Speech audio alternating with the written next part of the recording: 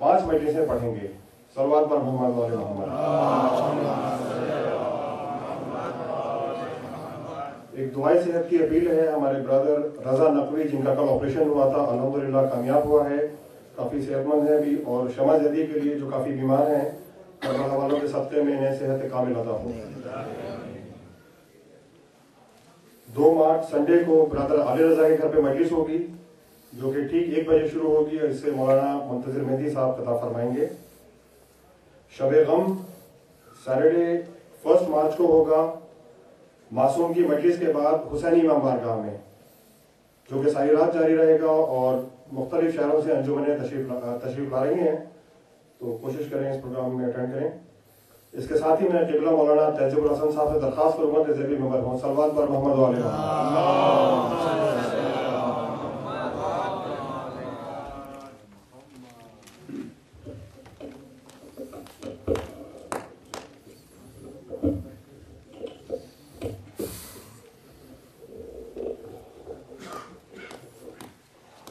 فاتحہ.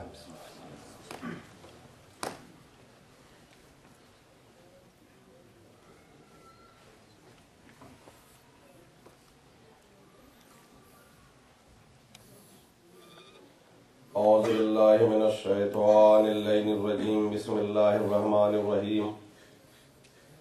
الحمد للہ الذی ہدانا لہذا وما کننا لنہتدی لولا ان ہدانا اللہ.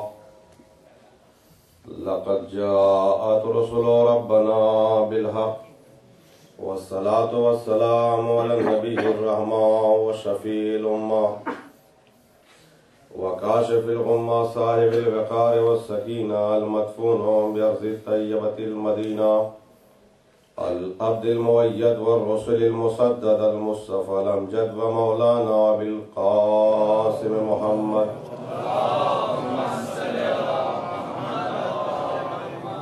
والصلاة والسلام على أهل بيت النبوة ومعدن الرسالة ومختلف الملائكة الذين أذهب الله عنهم الرجس وطهرهم تطهيرا.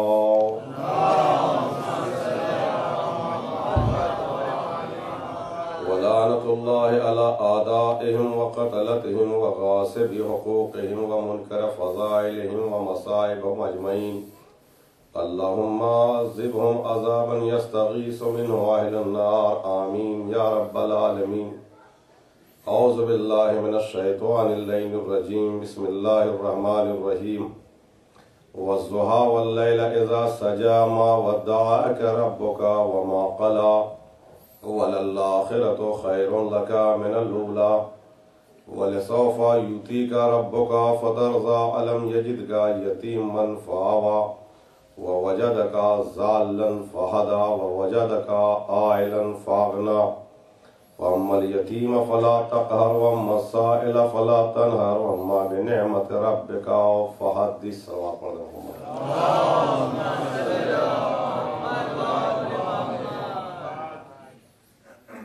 قرآن حکیم کا یہ صاف صاف اپنے حبیب سے اعلان کہ میرے حبیب یہ رات و دن اس بات کے گواہ ہے کہ تمہارا رب تم سے غافل نہیں ہے، اور ان قریب وہ چیز ہم تمہیں عطا کریں گے کہ تم اپنے رب سے راضی ہو جاؤ گے۔ اس وقت کو یاد کرو کہ جب ہم نے تمہیں یتیم پایا تو کیا پالا نہیں، اور اس وقت کو بھی یاد کرو جب تم کو گمنام پایا تو کیا ہم نے لوگوں کے دلوں میں محبت پیدا کر کے لوگوں کو تمہاری طرف بھیجا نہیں، اور اس وقت کو بھی یاد کرو کہ جب تم کو ہم نے مال سے تنگ دست پایا تو کیا اپنا مال دے کے تجھے غنی نہیں بنایا۔ دیکھو کبھی یتیم کے اوپر کسی طرح کا ظلم نہیں ہونا چاہیے، اور سائل کو جھڑکنا نہیں چاہیے، اور ہماری نعمتوں کا بار بار تذکرہ کرتے رہنا۔ ہماری جو نعمتیں تم پر نوازش اور کرم جو ہمارا ہوا ہے، اور اس کرم کو یاد کرتے رہنا، اور وہ احسان جناب ابو طالب اور جناب خدیجہ کے ذریعے سے اللہ نے کروایا۔ کفالت جناب ابو طالب سے کروائی، اور دولت ملکۃ الرب حضرت خدیجۃ الکبریٰ کے ذریعے پیغمبر کو اللہ نے دلوائی۔ مطلب صلوات پڑھ دو۔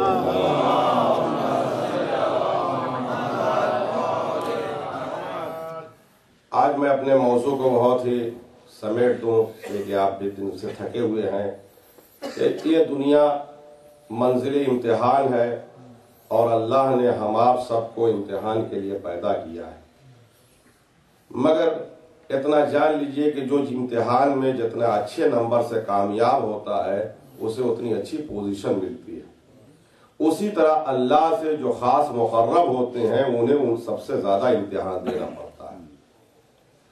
الہی منصب 6 ہیں، نبوت ہے، رسالت ہے، امامت ہے، خلافت ہے، ولایت ہے۔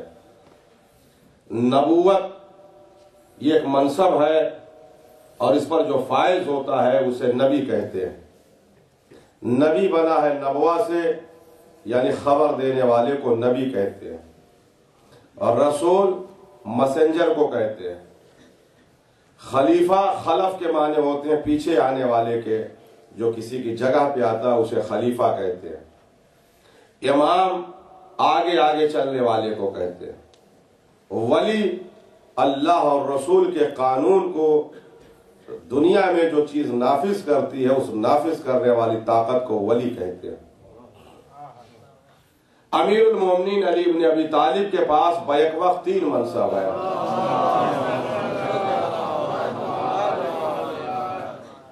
مولا امام بھی ہیں، خلیفہ بھی ہیں، ولی بھی ہیں۔ امام بھی ہیں، خلیفہ بھی ہیں اور ولی بھی ہیں۔ اب کچھ لوگ کہتے ہیں کہ علی امام بھی ہیں اور خلیفہ بھی ہیں، 2 پوسٹ کیسے ہیں؟ اگر امام ہے تو خلیفہ نہیں، خلیفہ ہے تو امام نہیں۔ تو ذرا عقل سے کام لیجیے آپ۔ ہمارے امام ہیں اور اللہ اور رسول کے خلیفہ ہیں۔ ایک آدمی باپ بھی ہوتا اور بیٹا بھی ہوتا ہے، اپنے باپ کا بیٹا ہوتا اور اپنے بیٹوں کا باپ ہوتا ہے۔ یہ 2 رشتے اس کے پاس ہوتے ہیں، تو علی کے پاس 3 رشتے۔ مگر جو سمجھنے کی بات ہے وہ یہ ہے کہ نبوت، رسالت، یہ سب اللہ اسی طرح سے بانٹتا ہے، قرآن میں اس کی مثال۔ مگر جو آخری منصب سب سے اہم منصب ہے، جو امامت ہے، وہ اس طرح سے نہیں ملتا، بلکہ جو سب سے پہلے امام بنص قرآن گزرے، جن کو جناب ابراہیم کہتے ہیں۔ آج چہلو کی مجلس ہے، ہمارے پیغمبر کو اگر چھوڑ دیجئے تو 1,40,000 پیغمبر میں ہر جہت اور ہر لحاظ سے جو سب سے افضل نبی ہیں وہ جناب ابراہیم ہے۔ اس لیے کہ ہم مسلمانوں کو کسی کی یاد منانے کا حکم نہیں دیا گیا سوائے جناب ابراہیم کی یاد منانے۔ تو جناب ابراہیم ہر لحاظ سے سب سے افضل ہے ہمارے پیغمبر کو چھوڑ کے۔ جناب ابراہیم کو اللہ نے نبوت دیا، پھر رسالت دیا، پھر خوش ہو کے خلت بھی دے دی، اپنا دوست بھی بنا لیا، اور سب کرنے کے بعد تب اللہ نے کہا، قرآن کی آیت میں سنا رہا ہوں کہ اِذِ ابْتَلَىٰ إِبْرَاهِيمَ رَبُّهُ بِكَلِمَاتٍ فَأَتَمَّهُنَّ قَالَ إِنِّي جَاعِلُكَ لِلنَّاسِ إِمَامًا۔ اللہ نے جناب ابراہیم کو امامت دینے سے پہلے امتحان لیا، اور جب وہ امتحان میں 100% کامیاب ہو گئے تو اللہ نے انہیں امامت دی۔ جناب ابراہیم کے اللہ نے 3 امتحان لیے۔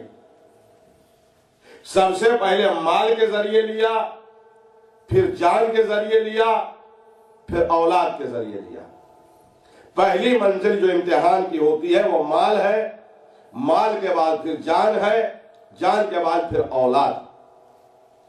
جناب ابراہیم ایک صحرا میں تنبیوں کو چرا رہے تھے، تنہا تھا، جنگل تھا، میدان تھا، ہو کا عالم تھا، کوئی نہ آدمی نہ کوئی آدمزاد۔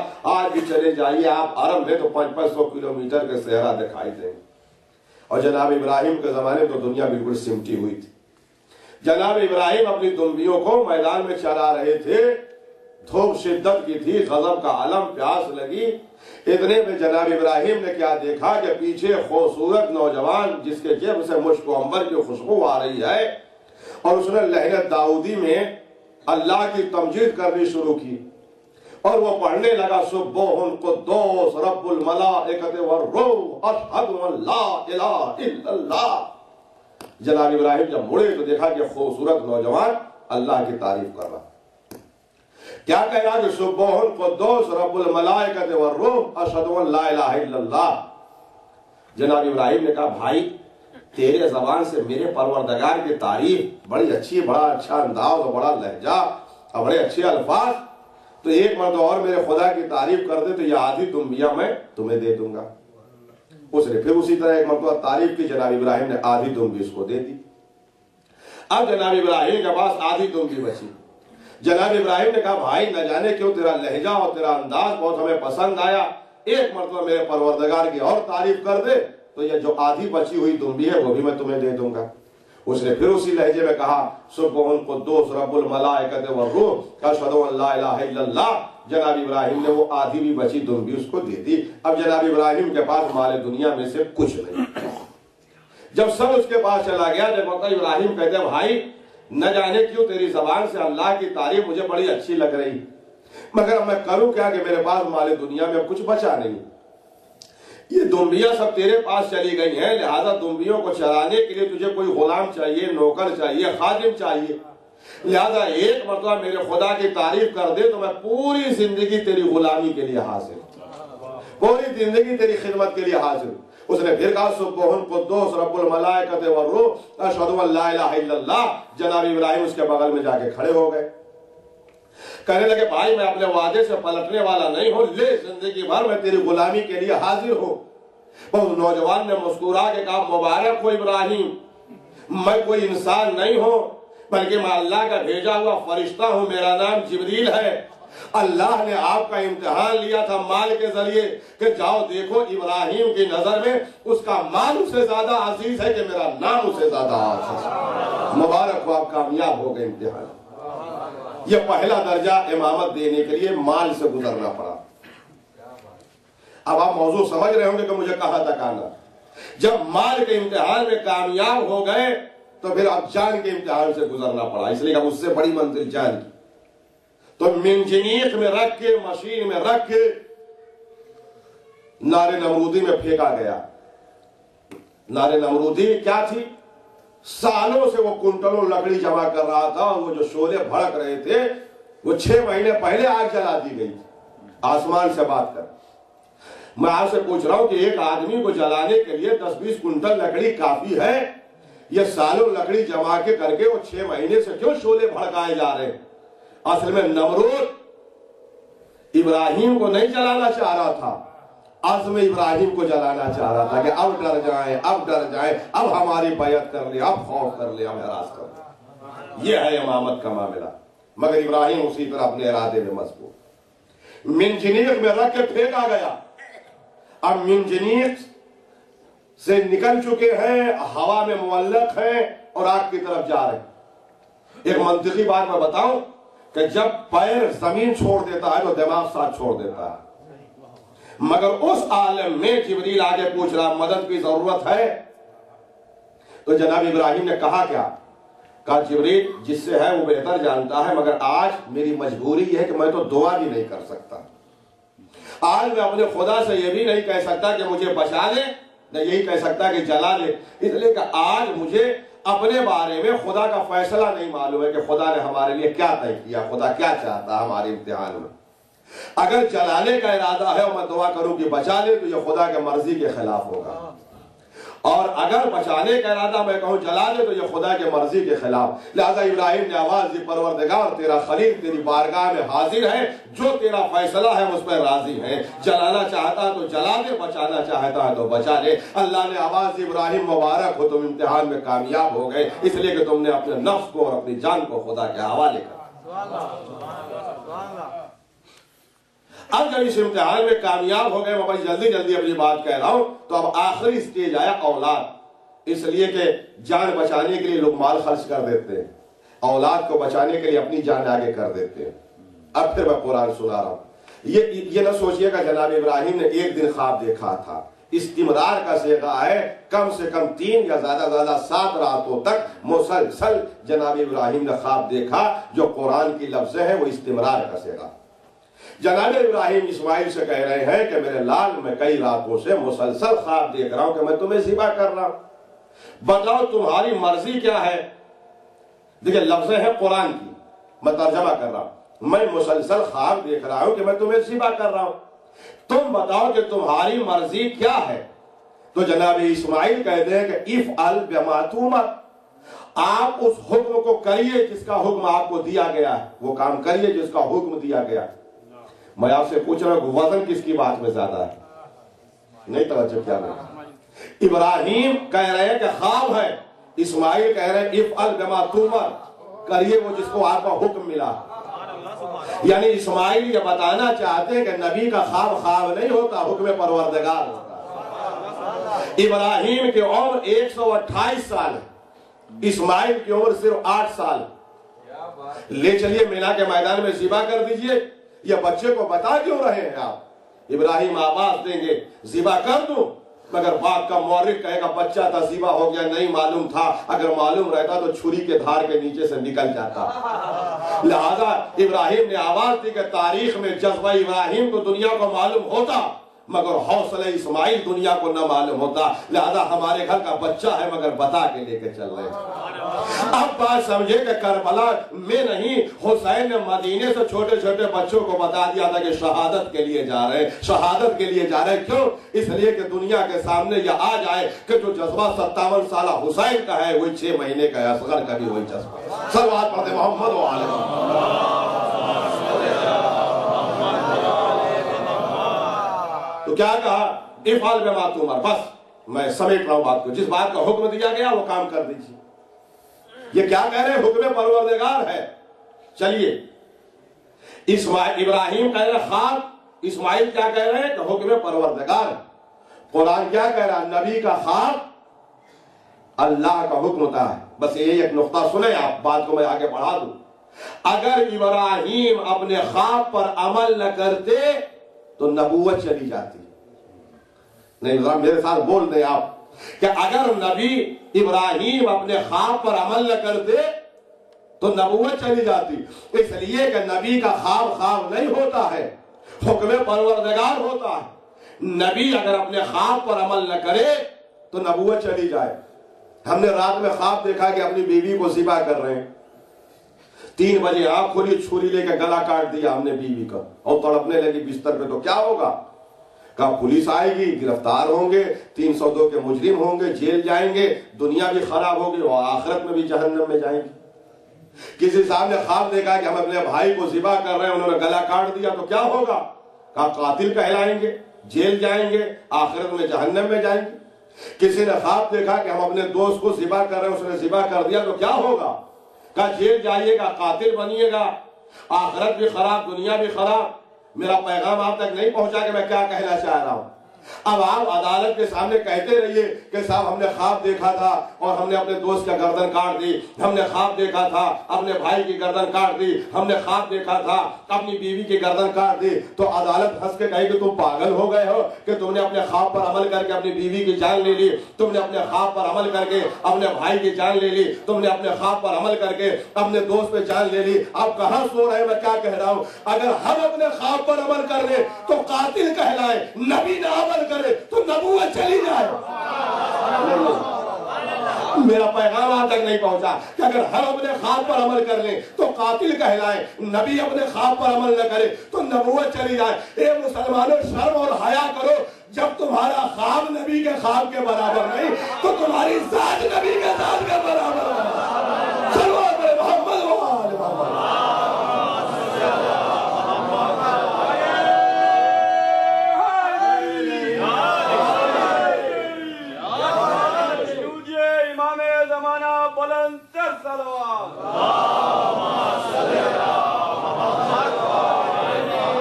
جب خواب برابر نہیں تو ذات کہاں سے برابر ہو جائے گی؟ چنانچہ جناب ابراہیم 128 سال کے اپنے 8 سال کے بچے کو لے کے چلے. کیسے چلے؟ اسماعیل آگے، فدیہ آگے ہے، ابراہیم پیچھے. داہنے ہاتھ میں چھری ہے اور بائیں ہاتھ میں رسی ہے. پورا قرآن پڑھ ڈالیا. داہنے ہاتھ میں چھری، بائیں ہاتھ میں رسی. اسماعیل آگے آگے، ابراہیم پیچھے پیچھے. اے اسماعیل آپ کہاں جا رہے ہیں؟ بھائی آپ کیسے میت سن رہے ہیں؟ آج میری بات نہیں سمجھ میں آ رہی کہ آپ توجہ نہیں کر رہے. اسماعیل آپ کہاں جا رہے ہیں؟ کا گلا کٹانے جا رہا ہوں، شہادت دینے جا رہا ہوں، قربانی دینے جا رہا ہوں، ہدیہ دینے جا رہا ہوں، شہادت دینے جا رہا ہوں۔ ابراہیم آپ کہاں جا رہے ہیں؟ کہا قربانی دینے جا رہا ہوں، اپنے بیٹے کا گلا پیش کرنے کے لیے جا رہا ہوں، ذبیحہ لے کے جا رہا ہوں، قربانی دینے جا رہا ہوں۔ اسماعیل کہاں جا رہے ہیں؟ کہا ذبح ہونے جا رہا ہوں، شہید ہونے جا رہا ہوں، شہادت دینے جا رہا ہوں، قربانی دینے جا رہا ہوں۔ ابراہیم کہاں جا رہے ہیں؟ کہا بیٹے کی قربانی دینے جا رہا ہوں، شہادت دینے جا رہا ہوں، ہدیہ دینے جا رہا ہوں۔ باپ کو بھی معلوم ہے کہ شہید ہونا ہے، بیٹے کو بھی معلوم ہے کہ شہید ہونا ہے، مگر باپ بیٹے دونوں جا رہے ہیں۔ قرآن کہہ رہا ہے اسماعیل کو بھی معلوم ہے کہ گلا کٹانا ہے مگر جا رہے ہیں، ابراہیم کو بھی معلوم ہے کہ گلا کٹانا ہے مگر جا رہے ہیں۔ یہ مثال میں بلا وجہ نہیں دے رہا ہوں۔ کچھ ناصبی ملعون کہتے ہیں کہ جب حسین کو معلوم تھا کہ کربلا میں ذبح ہوں گے تو کربلا میں اہل و عیال کے ساتھ آئے کیوں؟ پہلے ابراہیم اور اسماعیل سے پوچھو کہ مینا کے میدان میں آئے کیوں؟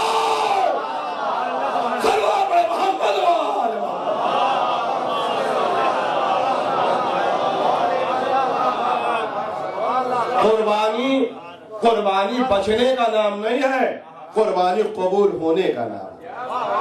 اگر قربانی بچنے کا نام ہوتا تو جب اسماعیل بچ گئے تھے تو ابراہیم خوش ہوتے، روتے نہیں، کہنے لگے پروردگار کیا میری قربانی قبول نہیں؟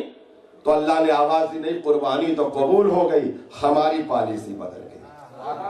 تمہاری قربانی، تمہارے خلوص میں کوئی کمی نہیں، ہم نے قبول کر لیا، ہماری پالیسی بدل گئی، ہم نے اپنی پالیسی کو ڈرا کر لیا، اس لیے کہ تمہارے بیٹے کے ذبح ہونے سے ہمارا مقصد نہیں پورا ہو رہا۔ بے ذبح عظیم، لہذا اس قربانی کو ذبح عظیم سے بدل دیا اور اس کے جگہ پہ یہ فدیے کے طور پہ ہم نے دمبا بھیج دیا۔ یہ ہے قرآن کا ترجمہ۔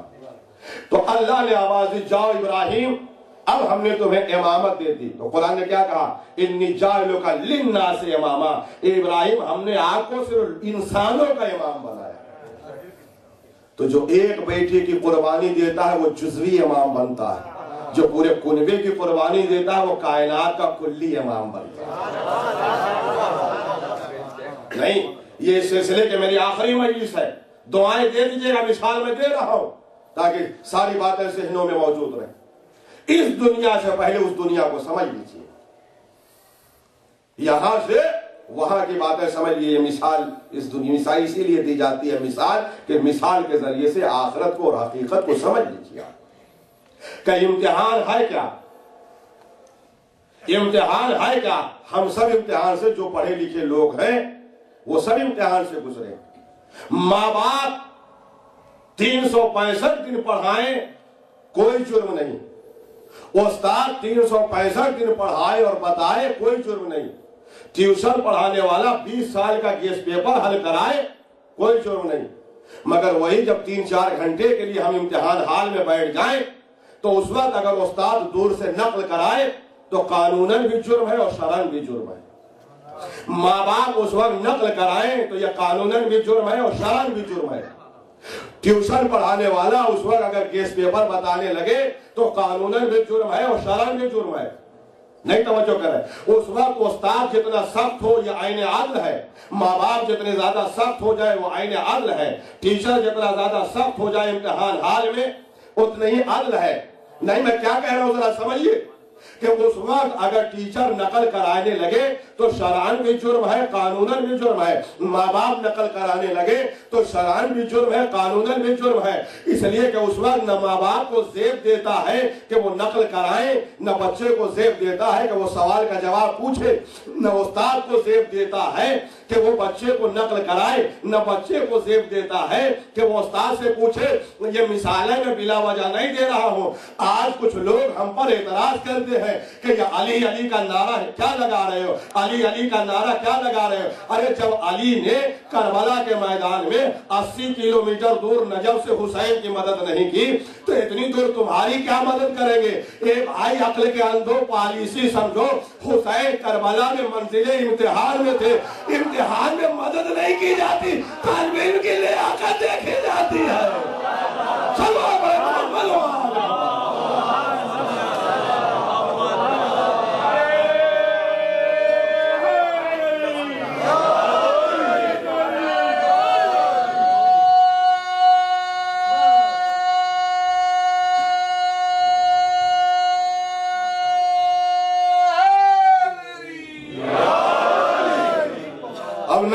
حسین کو زیب دیتا تھا کہ وہ پکارے نہ علی مدد کریں، اس لیے فرشتے آئے تو حسین نے ہٹا دیا، اجنہ آئے تو حسین نے ہٹا دیا۔ کیوں؟ اس لیے کہ کربلا میں حسین منزل امتحان ہے۔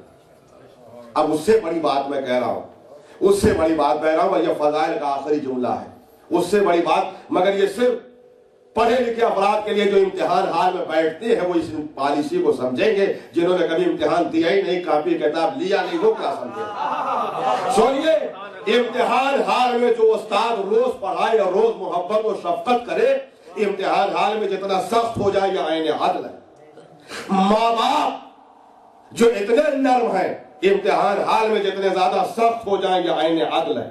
میرا میسج نہیں پہنچ رہا، میں کیا کہہ رہا ہوں کہ وہ استاد امتحان حال میں جتنے سخت ہو جائے یہ عین عدل ہے، ماں باپ جتنے سخت ہو جائیں عین عدل ہے، اس لیے کہ امتحان کا یہی تقاضا ہے۔ مگر امتحان کے بعد جس ڈویژن سے بچہ پاس ہوتا ہے اتنی زیادہ اس سے محبت پیدا ہو جاتی ہے۔ کالج میں ٹاپ ہوا تو ماں باپ اس سے محبت کریں گے، اسکول میں ٹاپ ہوا تو اس سے زیادہ محبت، ضلع میں ٹاپ ہوا تو اس سے زیادہ محبت، اسٹیٹ میں ٹاپ ہوا تو اس سے زیادہ محبت، پورے ملک میں ٹاپ ہوا تو فخر سے سب کچھ اس کے حوالے ہے، پورا گھر اس کے حوالے۔ اس لیے کہ آبرو بنا دیا، اس بات کو ذہن میں رکھیے گا، امتحان حال میں جتنے زیادہ سخت ہو جائے عین عدل ہے، مگر امتحان میں جتنا بڑا امتحان دے گے، جتنی بڑی پوزیشن سے کامیاب ہوگا، پھر ماں باپ اتنے ہی اس کو انعام و اکرام دیں گے۔ اب آپ سمجھے کہ کربلا میں سوا نیزے پہ سورج کیوں تھا، تمازت آفتاب اتنی کیوں تھی، سختی اتنی کیوں تھی، شدت اتنی کیوں تھی؟ حسین نے آواز دی، پروردگار جتنا امتحان لے سکتا ہو لے لے، آج تیرا حسین حاضر ہے، آج تیرا حسین حاضر ہے۔ حسین نے کربلا میں ایسا امتحان دیا کہ اولین و آخرین میں کوئی ایسا امتحان نہیں دے سکتا تھا، مگر جب امتحان کے بعد کامیاب ہو گئے تو قدرت نے آواز دی، وارے میرے حسین، وارے میرے حسین، تو نے ایسا امتحان دیا، ایسا امتحان دیا کہ ایسا امتحان کوئی نبی و مرسل نہ دے سکا۔ تو اب جو صحیح کہ کربلا کے بعد خدائی تو خدا کی ہوگی مگر اختیار حسین کا ہوگا۔ چلو میرے محمد وآل محمد۔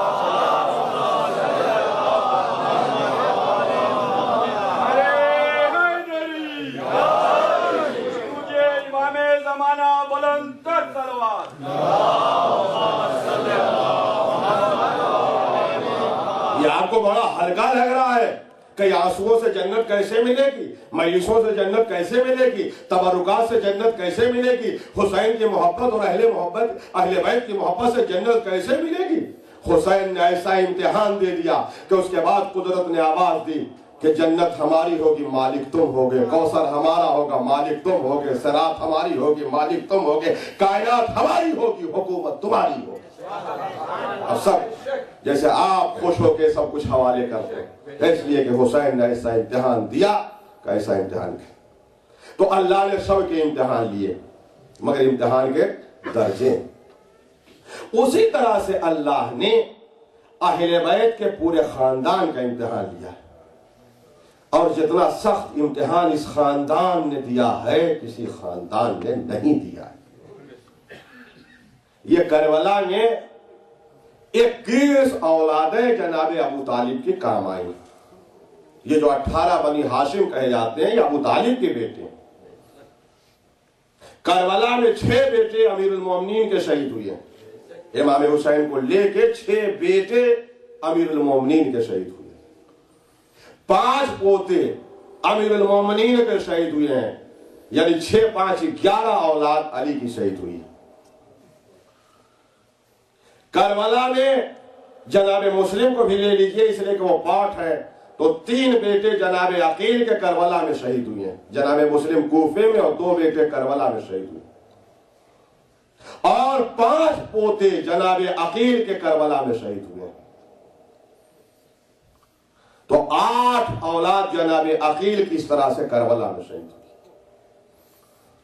2 بیٹے جناب جعفر کے شہید ہوئے ہیں، یعنی جو اون محمد جناب زینب کے بیٹے یا عبداللہ ابن جعفر۔ حضرت علی 4 بھائی تھے، جناب ابو طالب کے 4 بیٹے تھے، سب سے بڑے طالب تھے اسی لیے ان کو ابو طالب کہتے ہیں، مگر طالب کے کوئی اولاد نہیں تھی۔ اس کے بعد جعفر تھے، جعفر کی صرف 2 ہی اولادیں، جو ہوئے ہیں پوتے وہ کربلا میں شہید ہو گئے، جناب عقیل کی نسل کربلا میں ختم ہو گئی۔ اب آپ ذرا اس سلسلے کو آپ سن لیجئے گا۔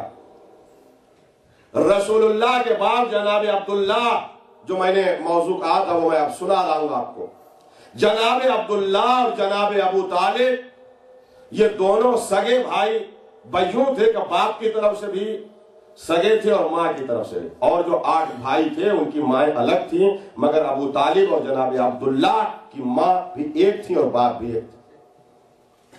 تو جناب ابو طالب اور جناب عبداللہ کے باپ جناب عبد المطلب تھے، عبد المطلب کے باپ جناب ہاشم تھے، جناب ہاشم کے بعد جناب عبد مناف تھے، عبد مناف کے والد جناب قسی تھے۔ اب تاریخ نے بڑا گول مال کیا ہے اور اس میں اپنے لوگ بھی پھنستے بھی ہیں اور گمراہ بھی ہوتے ہیں۔ میں ہر لفظ کو سمجھ کے کہہ رہا ہوں، پھنستے بھی ہیں اور گمراہ بھی ہوتے ہیں۔ یہ جو کہا جاتا ہے کہ بنی امیہ اور بنی ہاشم یہ 2 بھائیوں سے نسل چلی، یہ تاریخ کی بددیانتی ہے اور تاریخ کا ظلم ہے، ایسا کچھ نہیں تھا۔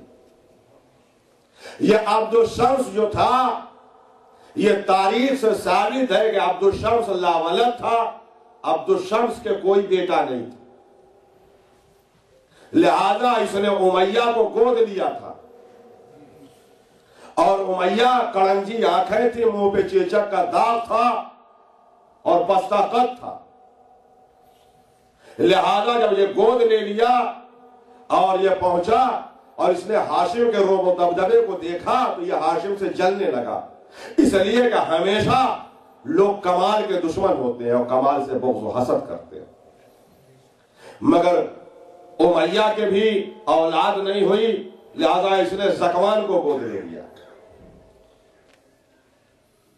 اور بلکہ امیہ اس قابل بھی نہیں تھا کہ وہ اولاد پیدا کر سکتا، یہ بھی تاریخ میں دونوں آنکھوں سے اندھا تھا، زکوان کے کندھے پہ ہاتھ رکھ کے یہ مکے میں چلتا تھا۔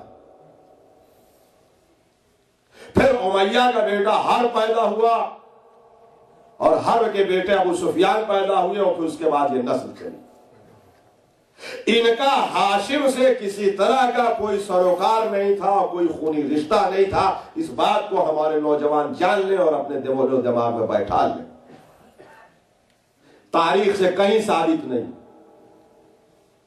اور میرے پاس فی الحال چونکہ وقت نہیں، اس لیے 3 میں دلیلیں دیے دیتا ہوں کہ یہ لوگ غلام تھے، بنی ہاشم کے خاندان سے نہیں تھے، ان کا کچھ لینا دینا نہیں تھا۔ پہلی دلیل سرکار دو جہاں کی دلیل ہے، پیغمبر کا قول، دوسرا امیر المومنین کا قول۔ فتح مکہ کے وقت جب ابو سفیان گرفتار ہو کے آیا تو اس نے پیغمبر سے کہا، یا رسول اللہ ہم نے آپ کو بہت ستایا ہے، اب آپ بدلہ لیجئے گا۔ تو یہ حدیث پیغمبر کی مشہور ہے کہ پیغمبر نے کہا، انتم الطلقاء، ہم غلام زادے سے بدلہ نہیں لیتے، جاؤ غلاموں کی اولاد ہم نے معاف کر دیا۔ آہا نہ کریے، ہر بات کو باریکی سے سمجھ لیجئے گا آج میری مجلس میں۔ دیکھیے 2 سگے بھائی میں جھگڑا ہو تو ایک بھائی دوسرے بھائی کو گولی تو مار سکتا ہے، قتل تو کر سکتا ہے، مگر چور کی اولاد نہیں کہے گا، چور کی اولاد نہیں کہے گا، اس لیے کہ جیسے ہی وہ کہے گا چور کی اولاد تو کہے گا کہ جس کے بیٹے تم ہو اس کے بیٹے ہم ہیں، ایک چنے کی 2 دال ہے۔ جس وقت پیغمبر نے اسے غلام زادہ کہا تو اگر ایک خاندان ہوتا تو کہنا چاہیے تھا کہ صاحب ایک چنے کی 2 دال ہے، ہمیں مار لیجئے پیٹ لیجئے، مگر غلام کی اولاد کیوں کہہ رہے ہیں؟ اس کا چپ رہنا اس بات کی علامت ہے کہ وہ اس کے سامنے تھا جس کے سامنے سلوہ اور نسلیں صاف صاف دکھائی دے رہی۔ یہ ایک بات۔ تو دوسری بات، علی نے اپنے دور خلافت میں مولا کا نہج البلاغہ میں یہ قول آج بھی موجود ہے کہ معاویہ اور امیر شام کو علی نے تفصیلی خط لکھا ہے، اس خط میں یہ لکھا ہے کہ ماذا تريد الطلقاء، بھلا غلام زادوں کو یہ حق کہاں سے پہنچتا ہے کہ وہ ہماری برابری کریں؟ غلام زادے کو یہ حق کہاں سے پہنچتا ہے کہ برابری کریں؟ 7 दिन तक अमीर शाम के पास ये खत था, मगर उसने कोई जवाब नहीं लिखा। जब यजीद को इसकी खबर हुई तो यजीद ने यह कहा कि सुना है कि ऐसा खत आया है और उन्होंने गुलामजादा लिखा है। कहाँ लिखा है? कहा तो आप भी जवाब दीजिए। आप क्यों नहीं जवाब देते? आप भी उनको गुलामजादा लिख दीजिए। अस्तगफुरुल्लाह अज़म बिल्लाह। तो अमीर शाम डांट के कहता है कि वो हाशिम में तुर्रे इम्तियाज रखते हैं। अगर हम गुलाम की औलाद हैं और उन्होंने गुलाम की औलाद कहा है तो इसमें हरज क्या है?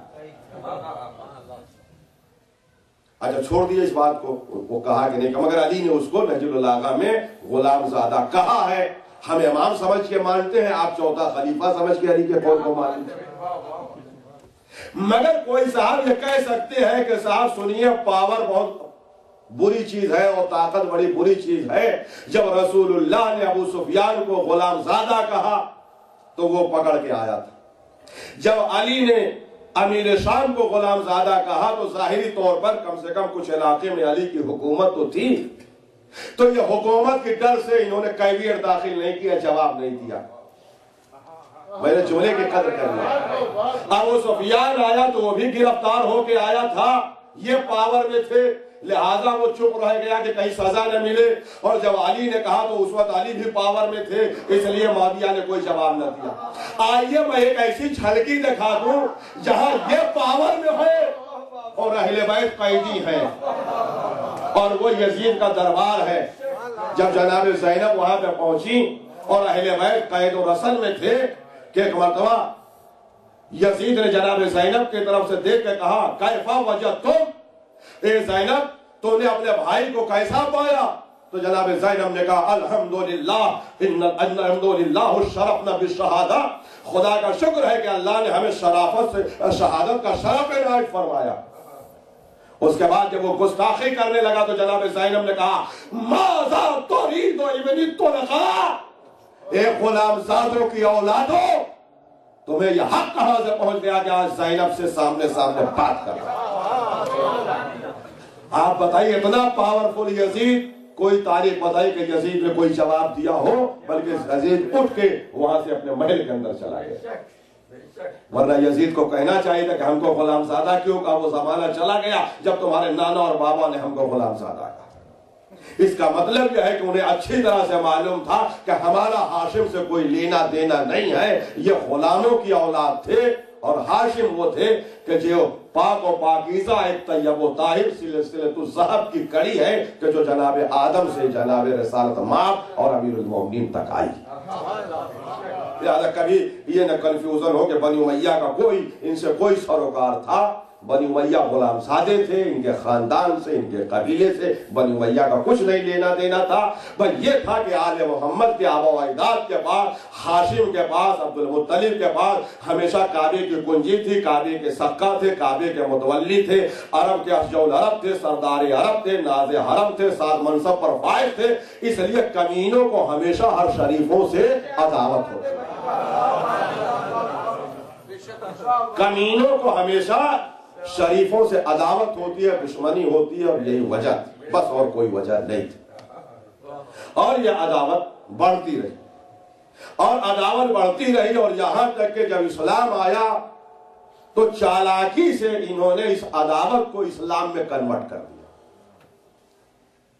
और कहना शुरू किया कि देखो ये तुम्हारे लात को बुरा कह रहे हैं, मनात को बुरा कह रहे हैं, ओज़ा को बुरा कह रहे हैं, हुबल को बुरा कह रहे हैं, ये कर रहे हैं, वो कर रहे हैं।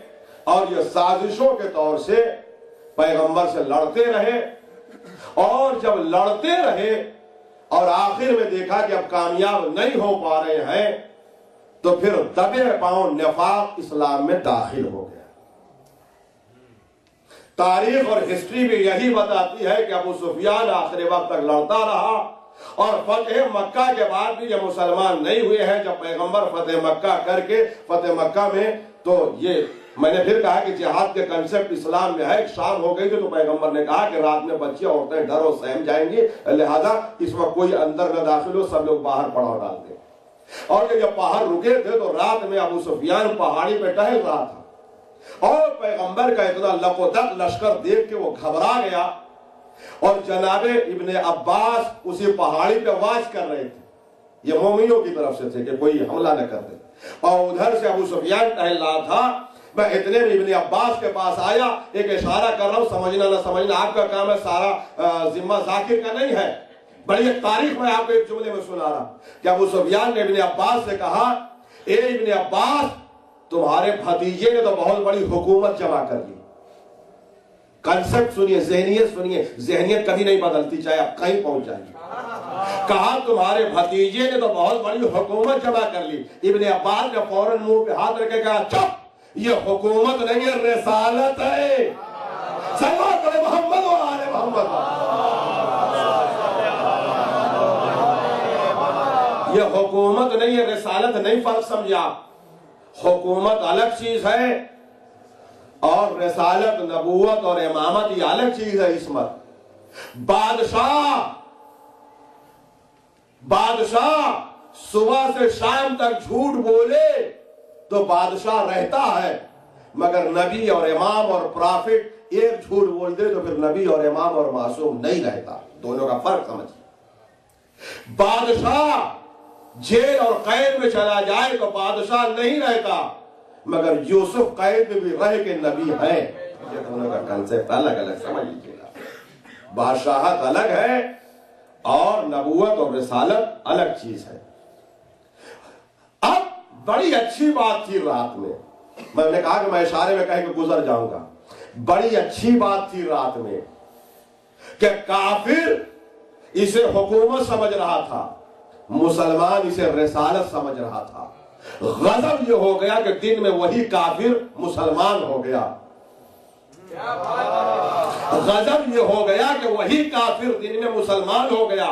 اب وہ نظریہ ملوکیت یہیں سے اسلام میں داخل ہو گیا. صلوات علی محمد و آل محمد.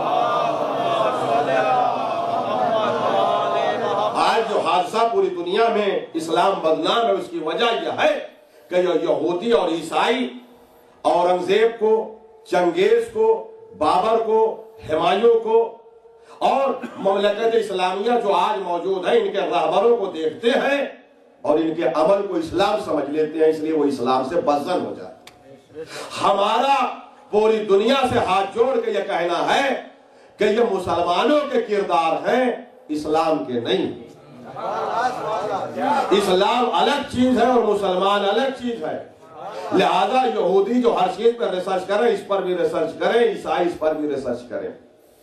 ہمارے ہندوستان کے اس صدی کے ایک بہت بڑے رائٹر گزرے ہیں جو ناول کے رائٹر ہیں, منشی پریم چند, جن کو سرکاری ایوارڈ بھی ملا, بنارس کے منشی پریم چند.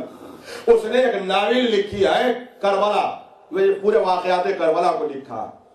اس کے 61ویں پیج پر وہ لکھتا, ہندو ہے مگر اس کا جملہ سن لیجئے گا چک کے. منشی پریم چندر لکھتا ہے کہ یہ ہندی میں کتاب ہے, میں اس کا ترجمہ کروں گا. وہ لکھتا ہے کہ یہ ہندوستان کا دربھاگ ہے کہ ہندوستان میں اسلام آکمڑ کاریوں سے پہچانوایا گیا. یہ ہندوستان کی بدقسمتی ہے کہ ہندوستان میں اسلام غصب کرنے والے اور بدکردار لوگوں سے پہچانوایا گیا, اورنگزیب سے اور چنگیز سے اور ہمایوں سے پہچانوایا گیا.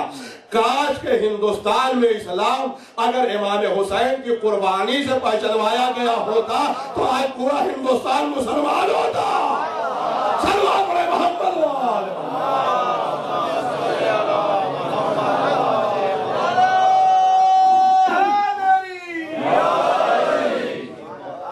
یہ ہے معاملہ.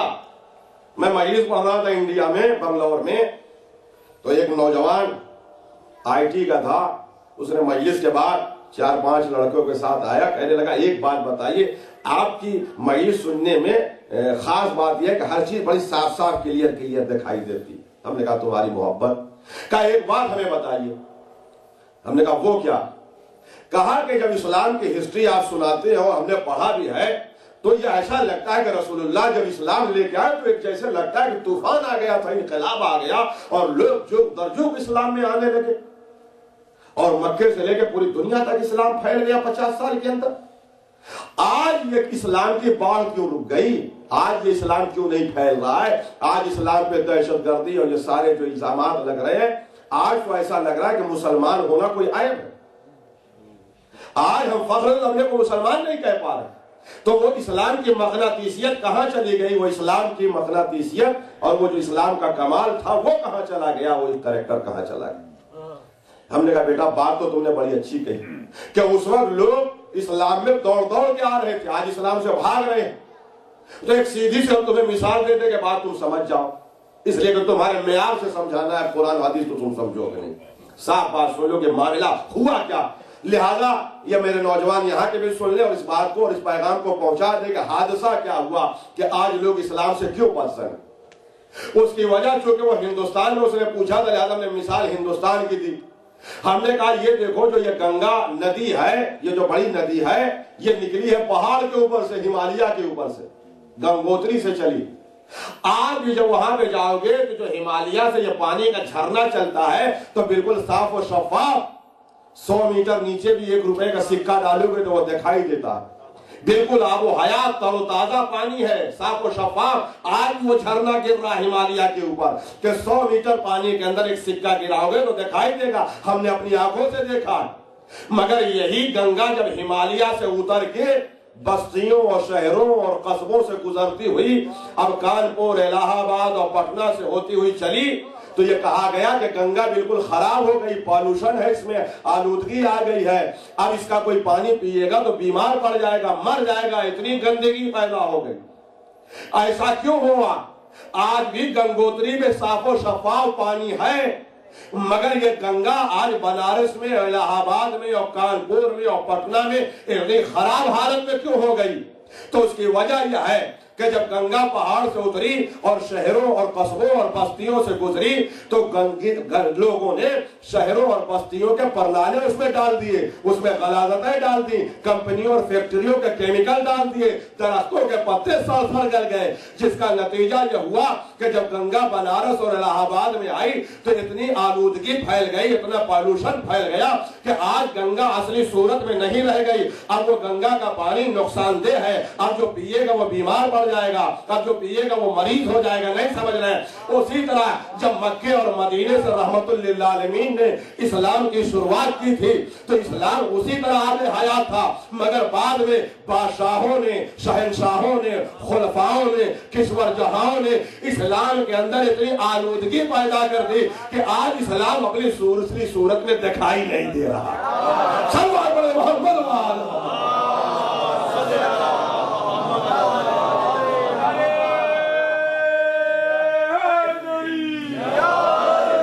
اب جو 14 معصومین علیہ السلام بلند تر صلوات، اب جو پانی پیے گا وہ بیمار ہو جائے گا۔ اب ممکن نہیں ہے، اتنی آلودگی ہو گئی کہ اب ممکن نہیں ہے کہ یہ ندی صاف ہوئے۔ تو اب اگر کوئی چاہتا ہے کہ وہ پاک اور صاف پانی پیے جو آج گنگوتری پہ ہے وہی پیے تو اس کے لیے ایک ہی راستہ بچتا ہے کہ وہ پلاسٹک کا ٹیوب لے لے جو وہاں پہ لگا لے اور جتنی دور لے کے چلا جائے گا وہ ہر بلا اور مصیبت سے محفوظ رہے گا اور وہی اسے صاف و شفاف پانی۔ اسی لیے اس دور ضلالت میں ہم عصمت کا دامن پکڑے ہوئے ہیں، یہ عصمت نہیں ہے، یہ پاک پانی ہے جو ہم تک پہنچا رہا ہے۔ صلوات پڑھیں محمد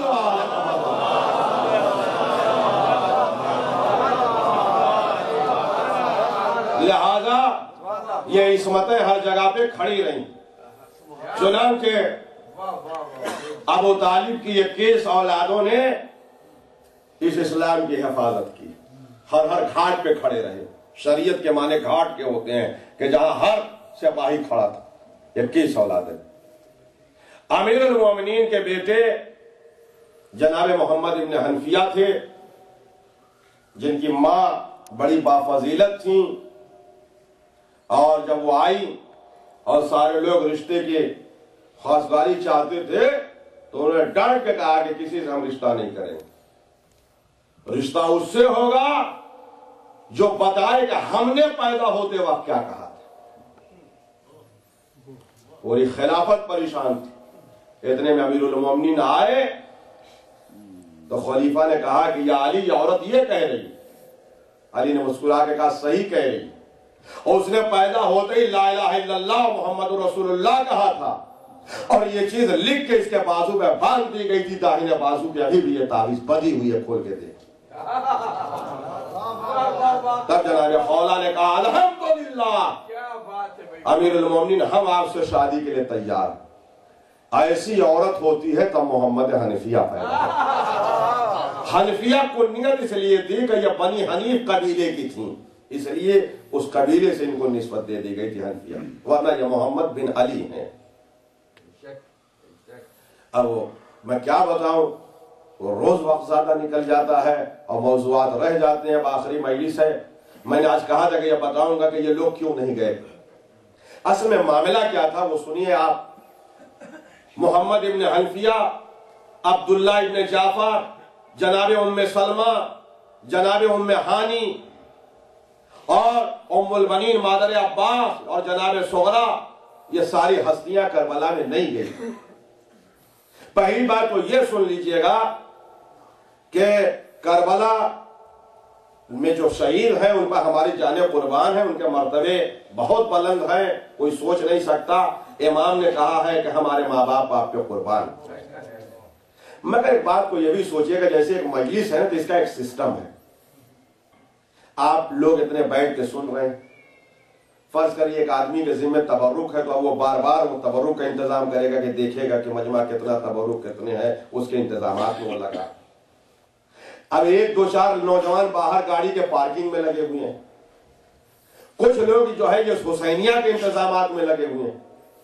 تو اب آپ جلدی سے یہ نہ کہہ دیجئے گا کہ جو باہر ہے اس کو ثواب اتنا نہیں ملے گا اور جو کھانے کا انتظام کر رہا ہے اس کو اتنا ثواب ملے گا. اس لیے کہ یہ سب مل کے تب گلدستہ تیار ہوتا ہے. یہ مجلس ایک گلدستہ ہے نا، تو وہ بھی اس کا پارٹ ہے اور وہ بھی اس کا پارٹ ہے اور یہ بھی اس کا پارٹ ہے. اس کی ایک مثال اور میں دے دوں آپ کو. امام وقت کربلا میں موجود ہیں اور امام نماز کے لیے جب کھڑے ہوئے تو حسین ابن نمیر ملعون کہتا ہے حسین تمہاری نماز فائدہ پہنچائے تو پڑھ لو. جو فقیہ جس کو امام نے کہا، حبیب بن مظاہر نے تلوار کھینچ لی، انہوں نے نماز نہیں پڑھی. کہا مولا اب اس گستاخ نے جو آپ سے گستاخی کی ہے ہم اس کا انتقام پہلے لیں گے. وہ چلے گئے، حبیب وہاں پہ شہید ہو گئے. کچھ لوگ وہ تھے کہ جو امام حسین کے آگے کھڑے ہو کے نماز پڑھوا رہے تھے، کچھ وہ صحابہ تھے جو امام کے پیچھے نماز پڑھ رہے تھے اور یہ سب امام کے سامنے ہو رہا تھا. اب آپ ججمنٹ نہ دیجئے کہ ثواب کس کا زیادہ ہے، جو حبیب نماز نہیں پڑھے اور لڑنے کے لیے چلے گئے ان کا ثواب زیادہ ہے، کہ جو آگے کھڑے ہو کے نماز پڑھا رہے تھے ان کا ثواب زیادہ ہے، یا جو حسین کے پیچھے پڑھ رہے تھے ان کا ثواب زیادہ ہے. نہیں، یہ سخی ابن سخی کا دربار ہے، یہاں سب کے ثواب برابر. اس لیے کہ سب کے، چاہے وہ آگے نماز پڑھ رہا ہو یا پیچھے نماز پڑھ رہا ہو یا حبیب لڑنے کے لیے گئے، سب کے دل میں ٹارگیٹ ایک ہے، نصرت امام حسین. اسی جذبے کے ساتھ فیصلہ اسی طرح سے یہ جتنی پورا معاملہ ہے، بس صرف یہ دیکھیے گا کہ اذن امام کیا ہے، کہ امام نے کس کو کس جگہ پہ معین کیا ہے، قول امام کیا ہے، فعل امام کیا ہے. اس لیے کہ میں بار بار سمجھا رہا ہوں کہ مدینے سے لے کے شام تک یہ سارا جو ہے یہ کربلا، مدینہ بھی ایک پارٹ کربلا کا ہے، کوفہ و شام بھی ایک پارٹ کربلا کا ہے، اور کربلا تو کیپٹل ہے ہی ہے. اور امام نے اپنے سارے فوجی ہر طرح سے جہاں جیسا محاذ تھا، جہاں جیسے دشمن تھے، جہاں جیسی ضرورت تھی، جہاں جیسی پالیسی تھی، وہاں امام نے کھڑے کر دیا. چونکہ امام نے اپنی امامت کا اور اپنی خلافت کا اعلان کیا تھا، اس لیے امام نے کوفے میں مسلم ابن عقیل کو اپنا سفیر بنا کے بھیجا تھا. ایک بات کو سمجھیے گا، اس بات کو، سفیر کا مطلب یہ ہوا اپنا نائب بنا کے بھیجا. اور آپ نے یہ بھی سنا ہوگا کہ وہاں جا کے وہ حسین کے نام کی بیعت لے رہے تھے. بیعت کس کی لی جاتی ہے؟ بیعت امام کی لی جاتی ہے.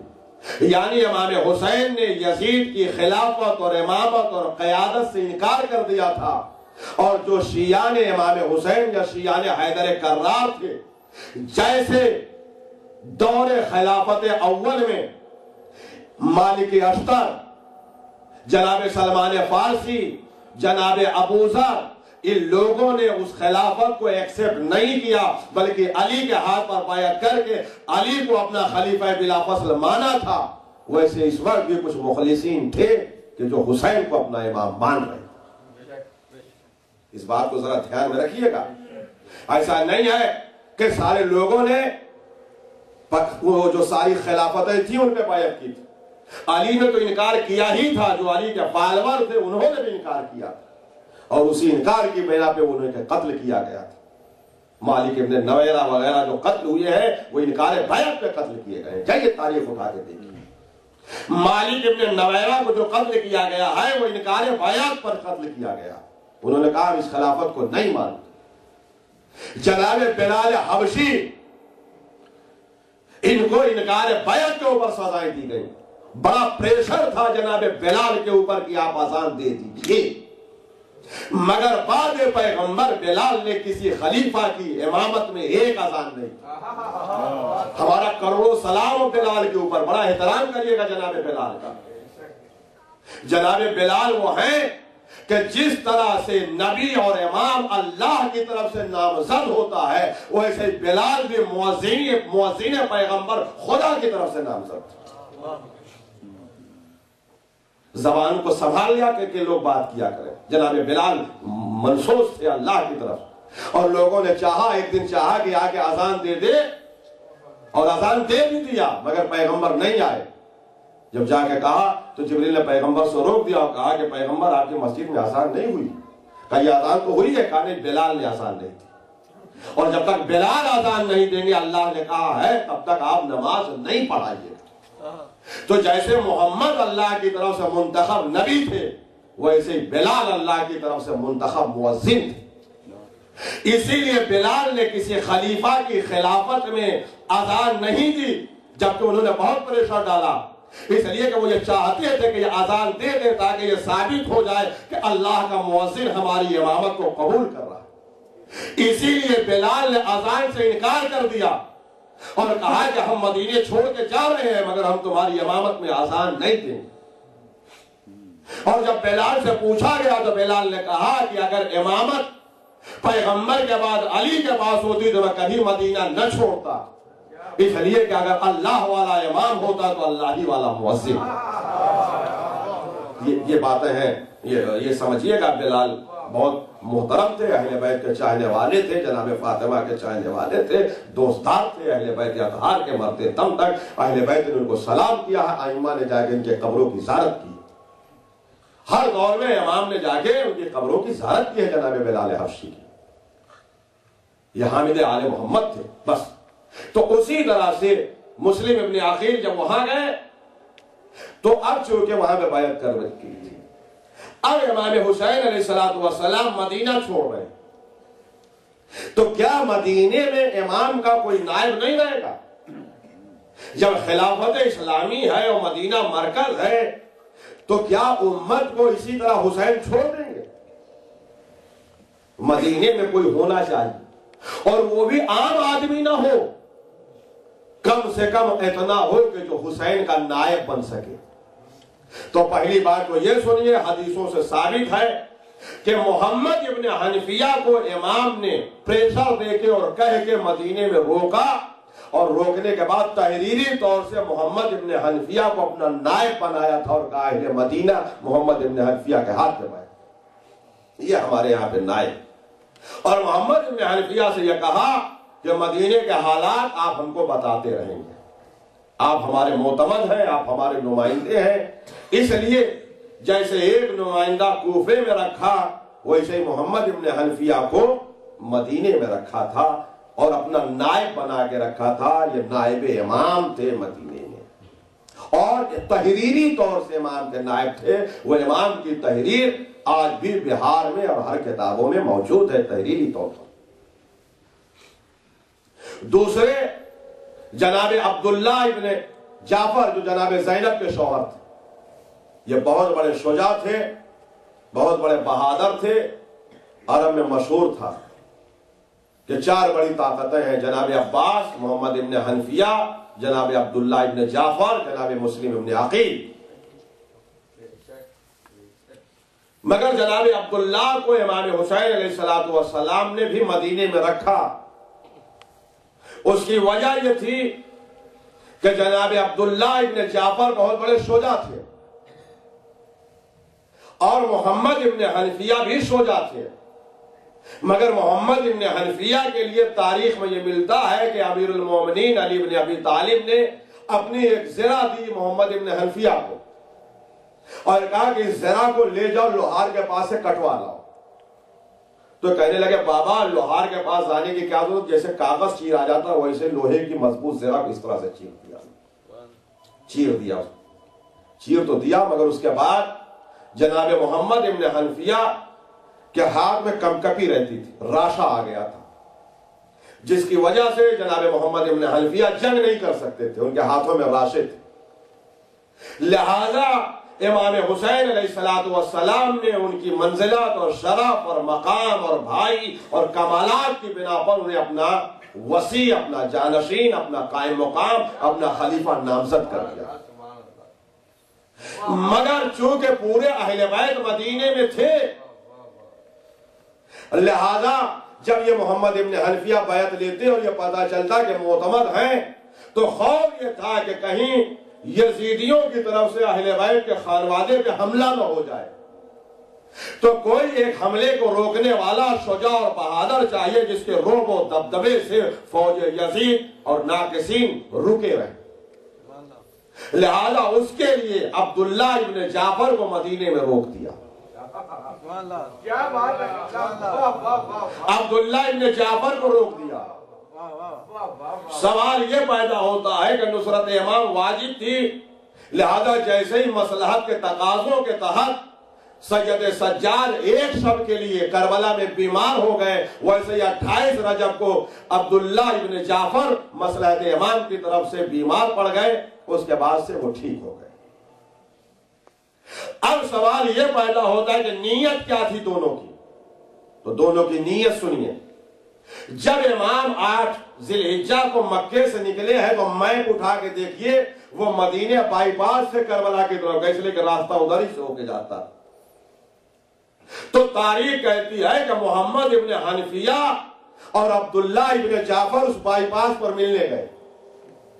اور پھر میں ایک جملہ کہہ رہا ہوں, نہ جانے میری بات پہنچ پا رہی ہے کہ نہیں, کہ سب سے بڑی جو خاص بات وہ ہے کہ آدم سے لے کے امام زمانہ تک کچھ تبرکات ہیں جو ہر الہی منصبدار کے پاس رہیں گے.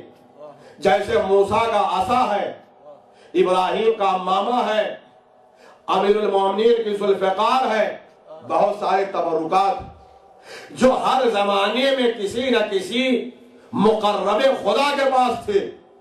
آدم سے لے کر عیسیٰ تک آئے, عیسیٰ سے لے کے پیغمبر کا نور جن جن صلبوں میں تھا انہی کو یہ سب ملے. میں نے اس دن کی مجلس میں کہا تھا کہ وہ وراثت انبیاء ابو طالب تک آئی. لہذا جب حسین کربلا میں جا رہے تھے انہیں معلوم تھا کہ سامان لوٹے جائیں گے پائے جاتے امامت, لہذا انبیاء کی جتنی میراث تھی وہ سب تبرکات انبیاء کو امام حسین نے محمد ابن حنفیہ کے سپرد کر کے اپنا نائب بنا دیا. اب اس سے بڑا ان کا شرف اور مقام کچھ نہیں ہو سکتا کہ تبرکات انبیاء کے وہ حامل تھے جناب محمد ابن حنفیہ.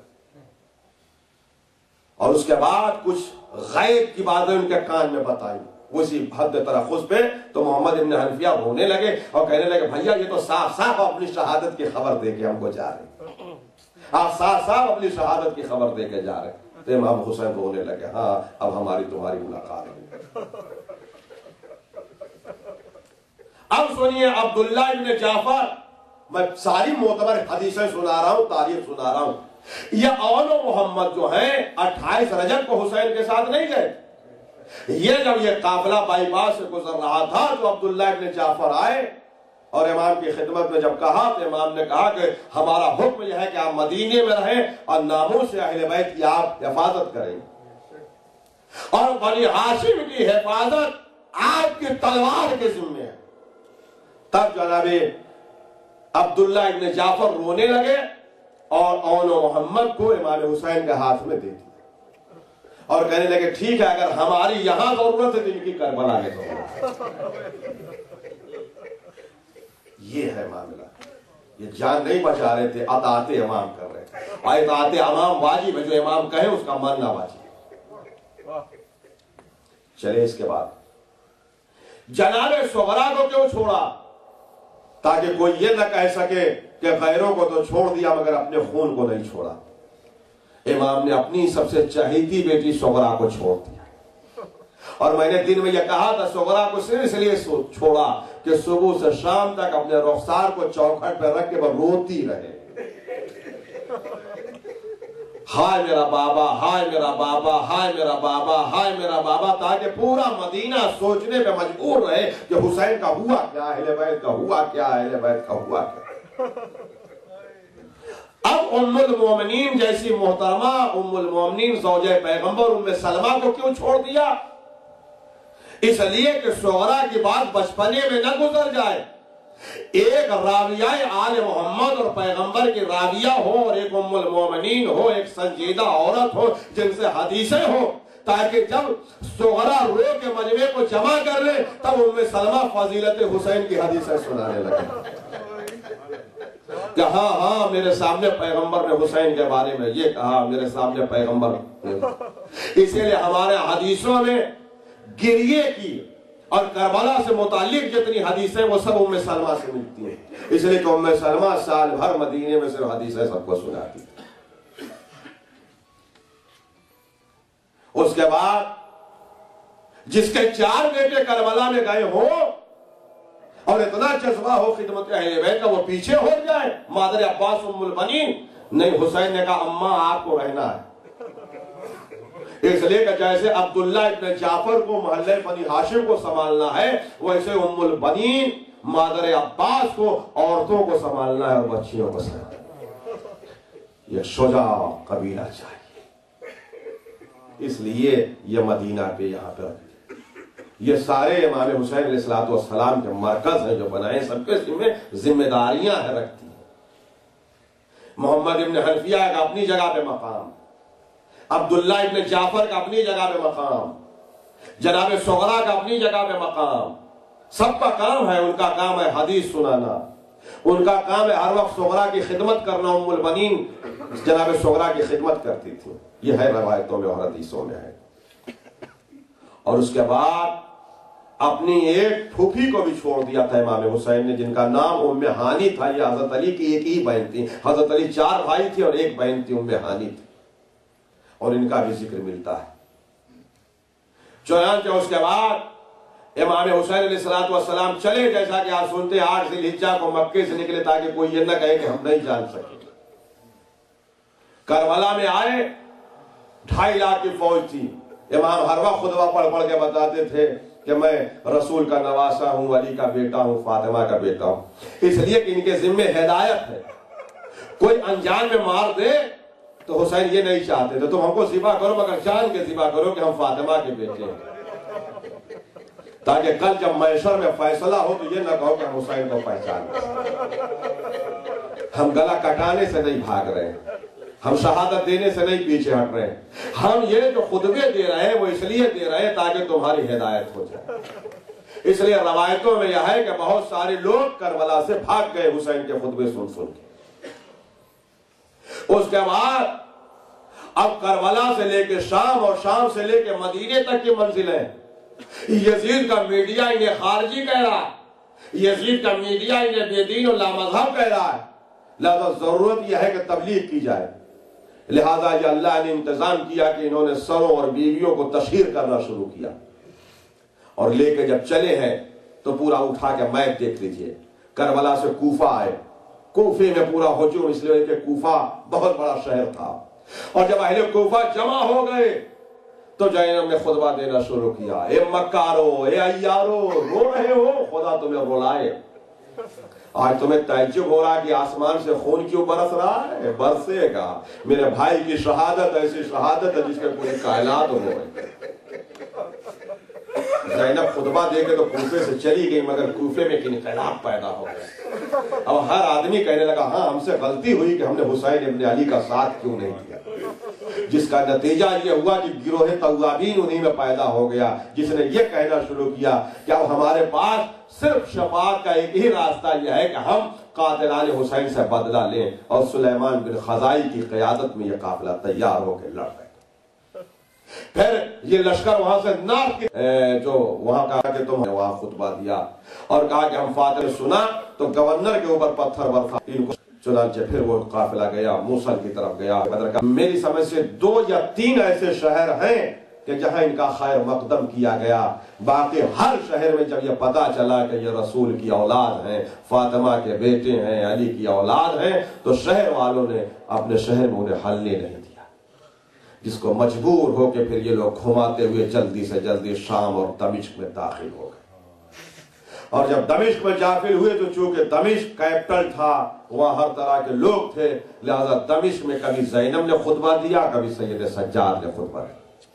ہمیں دربار یزید میں امام باقر تک کے خطبے موجود ہیں، جناب سکینہ بنت الحسین کے خطبے موجود ہیں۔ اہل بیت ایسا اپنا تعارف کرا رہے تھے، تعارف کراتے رہے کہ ایک انقلاب برپا ہو گیا اور پورے عرب میں یزید کے خلاف ایک بغاوت پھیل گئی۔ جب سید سجاد نے خطبہ دیا، اس کے بعد زینب نے خطبہ دیا اور کہا بیٹا اب اس سے کیا بات کر رہے ہیں، تو راس الجالوت ایک یہودی بیٹھا ہوا تھا، وہ کہتا یزید یہ جو قیدی ہیں یہ کس کی اولاد ہے؟ یہ کس کی اولاد ہے؟ کہا علی کی اولاد ہے۔ کہا علی کون تھے؟ کہا وہ فاطمہ کے شوہر تھے۔ یہودی کہتا فاطمہ کون تھی؟ کہا محمد کی بیٹی تھی۔ کہا یہ حسین کون تھا؟ کہا محمد کا بیٹا تھا۔ کہا حسین بنت فاطمہ ابن محمد؟ کہا ہاں۔ وہ ایک مرتبہ یہودی کھڑا کر کہتا یزید تجھ پہ لعنت ہو، یزید تجھ پہ لعنت ہو، ہزاروں برس کے بعد اگر موسیٰ کی نسل کا کوئی مل جائے تو ہم اسے سر پہ بیٹھالنے کے لیے تیار۔ تم نے ایک پشت کے بعد حسین کا احترام نہ کیا، فاطمہ کا بیٹا ہے فاطمہ۔ اے یزید تجھے معلوم ہے مسعود ملک کہاں پہ ہے؟ کہا نہیں۔ کہا اس ملک میں صرف یہودیوں کی آبادی ہے اور وہاں پہ ہماری پوجا ہوتی ہے، تمہیں معلوم ہے کیا ہے؟ کہا وہاں پہ کیا ہے؟ کہا کہ موسیٰ کے وسیع کے جو گدھا تھا اس کے نیچے کی سموں کی مٹی وہاں پہ رکھی ہے جس کی ہمارے ہاں پرستش ہوتی ہے۔ ہم تو اپنے نبی کے گدھے کی یادگار منانے کے لیے تیار ہیں، جانوروں کی یادگار منانے کے لیے تیار ہیں، اور تم نے فاطمہ کے بیٹے کو ذبح کر دیا۔ اے یزید تجھ پہ بھی لعنت ہو، تیرے مذہب پہ بھی لعنت ہو، تیرے دین پہ بھی لعنت۔ جس کا نتیجہ یہ ہوا کہ یزید نے بھرے دربار میں حکم دیا کہ اسے قتل کر دیا جائے، اور 7 مرتبہ وار کیے گئے، مگر 7 مرتبہ وار خالی چلے جا رہے تھے۔ اور یہودی کہتا یزید میں قتل ہونے کے لیے تیار ہوں، میں قتل سے نہیں ڈرتا ہوں، مگر اب میری سمجھ میں آ گیا کہ تمہاں سے بدتر دین کسی کا نہیں ہے اور تم سے بدتر کوئی انسان اس زمین میں نہیں۔ اسی دربار میں عیسائی بھی تھا جس نے کھڑے ہو کے یہ کہا، اور اس روم کے عیسائی وزیر کو بھی جب قتل کرنے کا حکم دیا تو ایک مرتبہ وہ آگے بڑھ کے کہتا ہمارا گلا حاضر ہے، قتل کر لو۔ یزید کہتا ہے کہ اتنی آسانی سے تم قتل ہونے کے لیے کیوں تیار ہو؟ کہا میں بار بار سوچ رہا تھا کہ میں نے خواب میں رات مسلمانوں کے رسول کو دیکھا تھا اور وہ کہہ رہے تھے کہ تجھے جنت کی بشارت ہو۔ میری سمجھ میں نہیں آ رہا تھا کہ میں عیسائی ہوں، مجھے جنت کی کیسے بشارت ہو سکتی ہے، مگر اب مجھے سمجھ میں آ گیا ہے کہ رسول اللہ نے مجھے کیوں بشارت دی۔ اس کے بعد سر حسین کی طرف دیکھے کہا حسین گواہ رہیے گا، اشہد ان لا الہ الا اللہ اشہد ان محمد رسول اللہ۔ اجرکم اللہ، خدا آپ کو کسی غم رلائے سوائے غم سید الشہداء میں۔ اس طرح سے اہل بیت نے ہاتھوں میں ہتھکڑیاں پہن کے بھی اسلام کو پھیلایا، پیروں میں بیڑیاں پہن کے بھی اسلام کو پھیلایا، ہاتھوں میں رسن بنوا کے بھی اسلام پھیلوایا۔ بس ایک ہی مطمع نظر ہے کہ ہمارے نانا کا دین بچ جائے، اسلام بچ جائے۔ چنانچہ اس طرح سے تبلیغ کیا جس کا نتیجہ یہ ہوا کہ یزید کی سلطنت ہلنے لگی، یزید کی حکومت ہلنے لگی، اور یزید نے مجبور ہو کے آل محمد کو رہا کر میں بار بار کہتا ہوں کہ یزید نے مجبور ہو کے آل محمد کو رہا کیا، اس لیے کہ چاروں طرف سے بغاوتیں ہو رہی تھیں۔ یزید کی زوجہ ہندہ کے گھر میں بغاوت ہو چکی تھی، شام والوں کے گھروں سے بغاوت ہو چکی تھی، شام والے لڑنے کے لیے تیار ہو چکے تھے۔ اب یزید کے پاس کوئی راستہ نہیں تھا سوائے اس کے کہ وہ آل محمد کو رہا کر دے۔ لہذا عزاداروں سنیے گا، پھر اپنے دماغ سے ساری باتوں کو نکال دیجئے گا کہ یہ کربلا 28 رجب کو مدینے سے شروع ہوئی ہے اور 8 ربیع اول کو پھر مدینے میں جا کے ختم ہو گئی ہے۔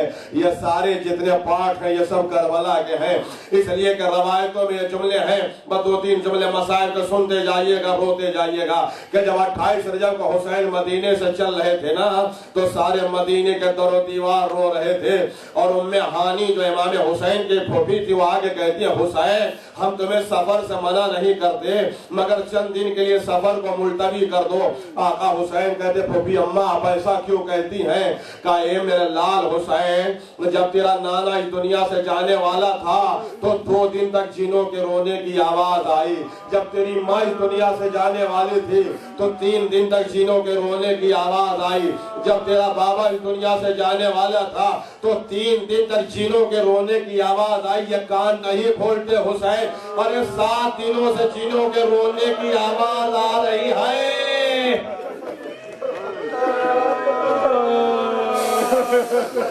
7 دنوں سے جنوں کے رونے کی آواز آ رہی ہے۔ حسین رو کے کہتے ہیں پھوپھی اماں، پھوپھی اماں آپ کا حسین اب مدینے واپس نہیں آئے گا۔ اور اس کے بعد امام نے 2 انگلیوں کو بلند کیا، زمین کربلا بلند ہوئی، پھوپھی اماں یا علی اکبر شہید ہوگا، یا قاسم شہید ہوگا، یا اون محمد شہید ہوگا۔ یہ نشیب جو دیکھ رہے ہیں نا، یہ نشیب میں آپ کا حسین شہید ہوگا۔ تو ایک مرتبہ میں ہانی کہتے حسین ذرا ٹھہرو، حسین ذرا ٹھہرو۔ حسین کہتے ہو پھوپھی اماں کیا ہو گیا؟ کہا وہاں کوئی بیوی بیٹھی ہوئی رو رہی ہے۔ ایک مرتبہ حسین نے انگلی کو ہٹا کے کہا پھوپھی اماں وہ کوئی بیوی نہیں، میری ماں فاطمہ ہے، مجھ سے پہلے کربلا پہنچ گئی۔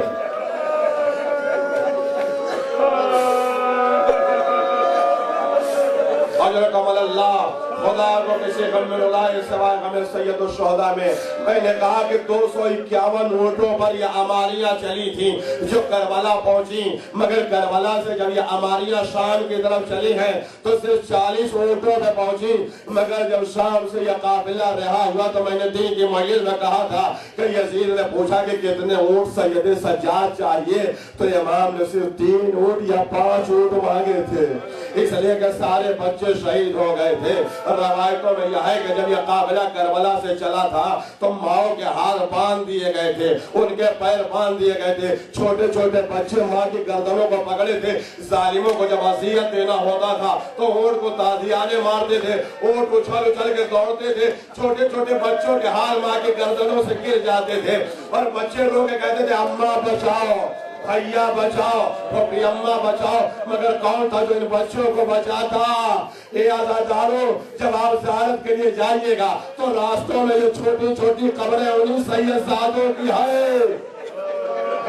قافلہ تو تیزی سے چلا جاتا تھا مگر ایک کالی کفنی اوڑھے بی بی آتی تھی جو میتوں کو اٹھا کے کہتی تھی اے قافلے والو ہم تمہارے نبی کی بیٹی فاطمہ ہے، ان کی تجہیز و تکفین کر دو، ہمارے پاس کچھ نہیں ہے، ہم محشر میں شفاعت کریں گے۔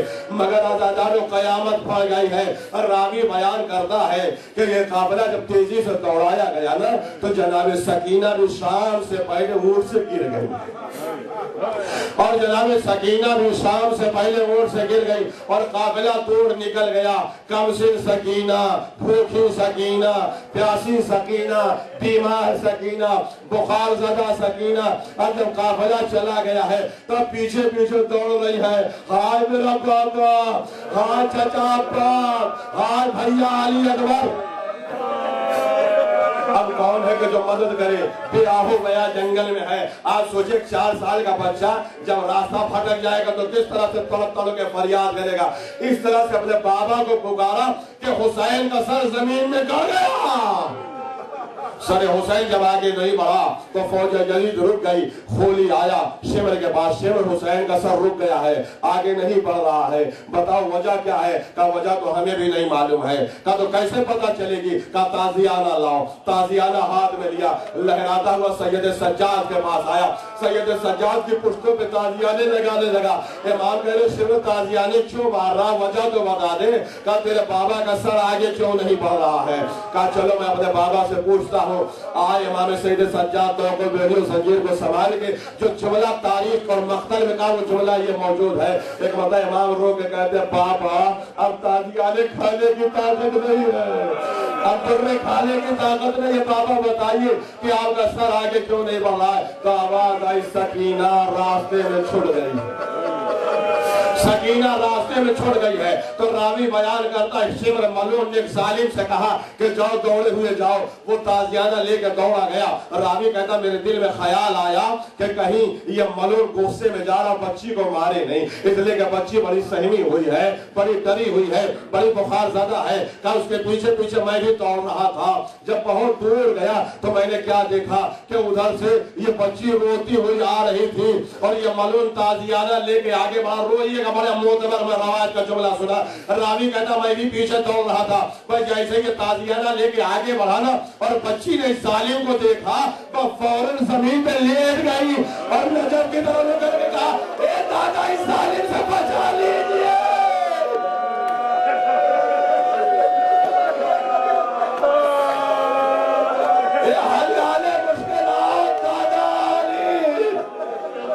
इस जालिम से मुझे बचा लीजिए। वो ताजियाना लेके मार नहीं चाहता था कि मैं आगे बढ़ गया। मैंने कहा खबरदार इस बच्ची को हाथ न लगाना, ये बच्ची बीमार है, ये बच्ची बुखार ज़्यादा, इसे हाथ न लगाना वरना मैं अभी तुझे यही पे कत्ल कर दूंगा। मैं ताजियाने को रोक लिया, कहा अच्छा तो जल्दी इस बच्ची को लेके चलो और काफिले से मिला दो। वो रावी कहता कि मैं जब बच्ची को लेके चला तो बच्ची बड़ी सहमी हुई थी और हाथों को जोड़ जोड़ नन्हे नन्हे हाथों को जोड़ कर कह रही थी कि ये शख्स अगर मुझे कत्ल करना है ना तो पहले मेरे फूफी अम्मा से मुलाकात करा दे, पहले मेरे भैया से मुलाकात करा दे। रावी कहता नहीं नहीं अब तुम्हें कोई खतरा नहीं है, तुम्हें कोई कत्ल नहीं करेगा, हम लेके चलेंगे। ये आजादारों ऐसे काफिला ये लाया गया था, चलो चलो हम लेके चलेंगे। अब सोचा आपने कि कैसे ये बच्चे सारे शहीद हो गए थे। 3 काफिले पर 3 ऊँटों पर यह काफिला करबला में आया और जब करबला में यह काफिला पहुंचा तो मैंने दिन की मजलिस में कहा था कि सारी बीबियां नाके से उतरी मगर ज़ैनब नाके से न उतरी थी, बल्कि ज़ैनब ने अपने को कब्र हुसैन में गिरा दिया और क्योहनियों के बल चलती हुई आई। ए भैया तेरी बहन कूफा पता करके आ गई, हुसैन उठो भैया शाम पता करके ज़ैनब आ गई, भैया उठो शाम से आ गई है ज़ैनब। कब्र हुसैन हिल रही थी, सारी बीवियां हो फगा कर रही थी कि जब ज़ैनब रो चुकी तो बतुआ क्या देखा कि रबाब का यह आलम है कि पूरे करबला का तवाफ कर रही है। जहां कहीं भी कीला दिखाई देता लिपट के रोने लगती है, जहां कहीं भी कीला दिखाई देता लिपट के रोने लगती है। ज़ैनब आगे बड़ी भाभी जा ये काफिला चलने वाला है, आप क्यों हर टीले से लिपट लिपट के रो रही है? कहा ज़ैनब न पूछो, अरे मेरे वारिस ने इसी कहीं अली असगर को दफन कर दिया था, मैं कब्र असगर तलाश कर रही हूँ मगर बहुत देर से कब्र असगर नहीं मिल रही है। अजर कमल अल्लाह सारी बीवियां को हराम बरपा है करबला में। ये आजादारों आज भी सफर को यह काफिला करबला में पहुंचा है, कितना गिरिया हुआ होगा। आप सोचे आज इतने दिन के बाद ज़ैनब लुट के आई है, उम्मे लैला लुट के आई है, उम्मे रबाब लुट के आई है, बीवियां कैसे तड़प तड़प के रो रही थी, ये कोई तारीख मंजर कशी नहीं कर सकती है। मैं मतलब रोते जाती थी, बिलक बिलक के रोती जाती थी कि एक मरतबा जाबिर इब्न अब्दुल्लाह अंसारी आगे बढ़े, सैयद सज्जाद को पुरसा देने के लिए आगे बढ़े और सैयद सज्जाद से लिपट कर रोना चाहा कि सैयद सज्जाद ने कहा चाचा जाबिर जरा जुदा हो जाइए। कहा क्यों? कहा ए चाचा जाबिर ये देखिए गले के सारे गोश्त कट गए हैं, ये सारे गोश्त कट गए हैं, इतना वजनी तौक था कि सिर्फ हड्डियां हड्डियां दिखाई दे रही है। मेरा बीमार इमाम میرا قیدی امام، میرا مظلوم امام، میرا قیدی امام، میرا مظلوم امام بلک بلک کے رو رہا تھا۔ یہ قبر حسین کے پہلے زائر جابر بن عبداللہ انصاری ہے، ان پہ ہمارا کروڑوں سلام ہو۔ 3 دن تک یا 7 دن تک اہل بیت اطہار کا قافلہ کربلا میں رکا رہا، اور یہ اہل کربلا قبروں میں رو رہے تھے، لپٹ لپٹ کے رو رہے تھے کہ مطلب بنی اسد کے لوگ بھی پرسہ دینے کے لیے آئے، بنی اسد کے لوگ بھی پرسہ دینے کے لیے آئے۔ ایک مطلب زینب نے پوچھا بنی اسد کے لوگوں تمہارا شکریہ ہے کہ تم نے ہمارے بھائی کو تجویز و تکفین میں ہمارے لال کا ساتھ دے دیا، اور بنی اسد کی عورتوں سے بھی شکریہ ادا کیا ہے، مگر 7 دن تک مسلسل روتے رہے۔ بآخری فقرہ ہے، ختم و دعا ہے۔ اس کے بعد سید سجاد کہتے پھوپھی اماں اب تو ہمیں مدینے بھی چلنا ہے، پھوپھی اماں اب ہمیں مدینے بھی چلنا ہے، مدینے کے مسائل میں نہیں پڑھوں گا، پھوپھی اماں ہمیں مدینے بھی چلنا ہے۔ زینب کہتی ہاں، کہا تو پھوپھی اماں آپ ہی ہے جو قافلے کو لے کے چل سکتی ہے، آپ ہی ہے جو قافلے کو لے کے چل سکتی ہے۔ زینب نے اعلان کیا بیویوں محملوں میں سوار ہو جاؤ، اب ہم اپنے وطن کو مدینے جا رہے ہیں۔ ساری بیویاں محملوں میں سوار ہو رہی تھی، مگر علامہ شیخ جعفر شوستری لکھتے ہیں کہ 2 بیوی جو تھیں وہ محملوں پہ سوار نہیں ہو رہے تھے۔ جب سید سجاد نے دیکھا تو کہا پھوپھی اماں نہ اماں روال سوار ہو رہی ہے نہ ام لیلہ اماں سوار ہو رہی ہے۔ جب زینب نے دیکھا تو یہ دونوں بیویاں قبر حسین سے لپٹی رو رہی تھی، ام لیلہ سرحانی تھی، ام روال قائدی تھی۔ زینب آگے کہتی بھابی جان مدینے چلیے، اے بھابی جان مدینے چلیے۔ ام لیلہ ام روال کہتی زینب آپ مدینے جائیں، ہمیں مدینے جانے میں مجبور نہ کرے۔ پر زینب کہتی نہیں بھابی جان، بغیر ہم آپ کے مدینے نہیں جائیں گے، آپ کو مدینے چلنا ہوگا۔ پر ایک بازو ام لیلہ کا پکڑا، ایک بازو ام روال کا پکڑا، اے بھابی چلیے۔ پر ایک بتا ام لیلہ اور ام روال کہتی ہے زینب انصاف کرو، زینب انصاف کرو، ہم مدینے جا کے کیا کریں گے؟ تمہارے اون محمد یہاں سو رہے ہیں نا، مگر تیرا سہاگ عبداللہ تو موجود ہے، مگر ہاں میرا بیٹا علی اکبر نہیں شہید ہو گیا، اور میرا باپ کہتی ہے میرا اصغر یہیں پہ ہے، میری سکینہ زندان شام میں ہے، اب میں کس کے سہارے؟ علی اکبر ایک لوتے بیٹے ام لیلہ کے تھے۔ ایک مرتبہ جناب زینب چھوٹ کے ام لیلہ کا بازو پکڑتی ہے اور میرا باپ کا بازو پکڑتی ہے اور کہتی ہے بھابی جان آپ کو میرے بھائی حسین کے ہاتھ کی قسم ہے کہ چلیے۔ نہیں، جب تک میں یہ جملہ مکمل نہیں کروں گا مسائل مکمل نہیں کر سکتا ہوں۔ علامہ شیخ جعفر شوستری لکھتے ہیں کہ ایک مرتبہ ام لیلہ اٹھ گئی اور اس کے بعد زینب کہتی ہے ام رباب سے، ام لیلہ سے کہ اے بھابی ام لیلہ اٹھیے، اے بھابی ام لیلہ اٹھیے، اے بھائی ام رباب اٹھیے۔ یہ 2 بھابیاں تھی جو قبر حسین پہ بیٹھے تھے۔ علامہ شیخ جعفر نے جو مسائل لکھا ہے نا وہ میری طرف دیکھیں، میں اشارے سے کہوں گا، لفظوں سے بیان نہیں کر سکتا۔ مسائل پڑھنے کی چیز نہیں ہے، مسائل احساس کی چیز ہے کہ ایک مطلب جب زینب نے کہا کہ میرے بھائی حسین کے حق کی قسم ہے، اے بھابی جان اٹھ جائیے، اے بھابی ام لیلہ اٹھ جائیے، اے بھابی ام رباب اٹھ جائیے، تو تاریخ کہتی ہے کہ دونوں بھابیاں اٹھی ہیں مگر آگے چل نہیں پا رہی تھی۔ تو زینب کہتی ہے ارے بھابی ام رباب چلیے محمل سامنے ہے، اے بھابی ام لیلہ چلیے محمل سامنے ہے۔ جو جملہ مختل نے لکھا ہے وہ یہ ہے کہ ام رباب اور ام لیلہ کہتی زینب کیا کرے، ہم چاہتے ہیں چلنا مگر آنکھوں سے ہم کچھ دکھائی نہیں دے رہا ہے۔ اے زینب اب وارث کی قبر سے اٹھنے کے بعد ان آنکھوں سے کچھ دکھائی نہیں دے رہا۔ علی اکبر کے بعد آنکھوں میں اندھیرا آ گیا، سکینہ رباب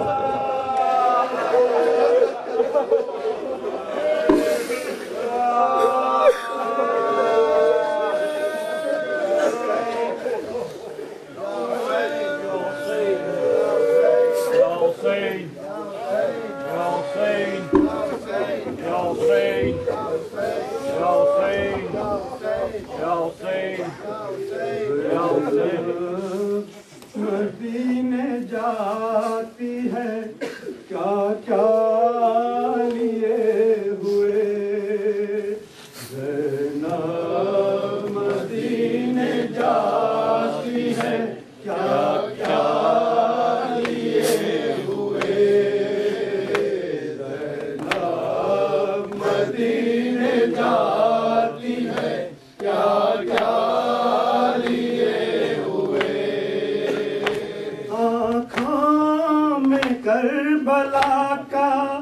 نظارہ لیے ہوئے احساس میں حسین کا لاشا لیے ہوئے اشکوں میں زخم خون تمنا لیے ہوئے اشکوں میں زخم تمنا لیے ہوئے عباس کے علم کا پھریرا لیے ہوئے زینب مدینے جاتی ہے کیا کیا لیے ہوئے زینب مدینے جاتی ہے کیا کیا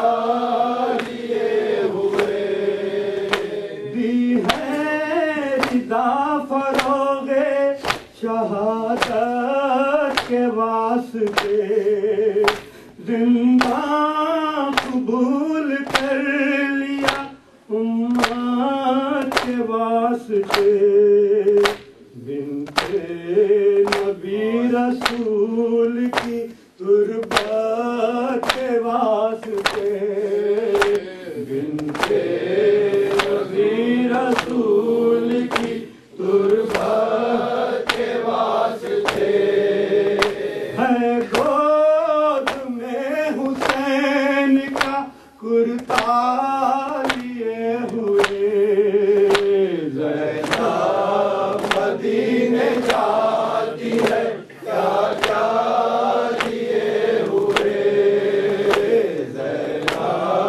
مدینے جاتی ہے کیا کیا لیے ہوئے تیروں سے چاک چاک ہے سرور کا پیرہن عباس کا لباس وہ اکبر کا پیرہن ڈوبا ہوا ہے خون میں اصغر کا پیرہن ڈوبا ہوا ہے خون میں اصغر کا پیرہن بانو شیر خار کا جھولا لیے ہوئے زینب مدینے جاتی ہے کیا کیا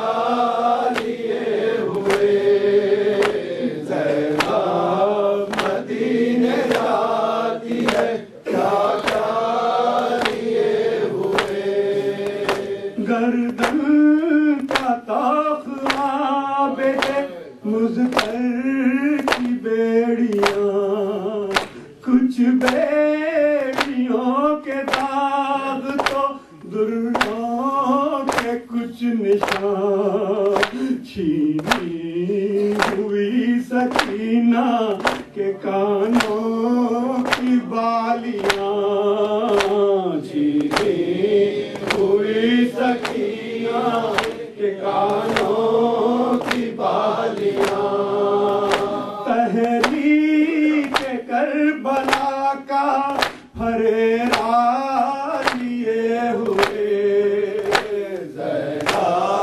مدینے جاتی ہے کیا کیا لیے ہوئے زینب مدینے جاتی ہے کیا کیا لیے ہوئے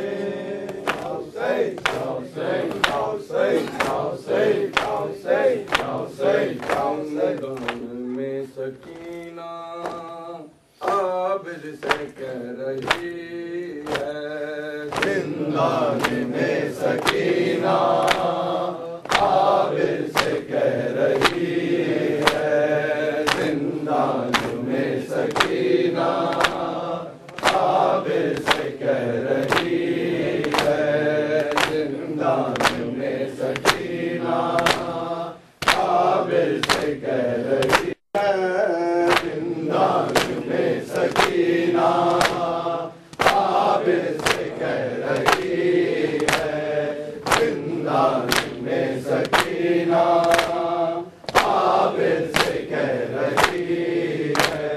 दम घुट रहा है भैया, दम घुट रहा है भैया, ये रात आखिरी है। जिंदान में सकीना आबिद से कह रही है। जिंदान में सकीना आबिद से कह रही है।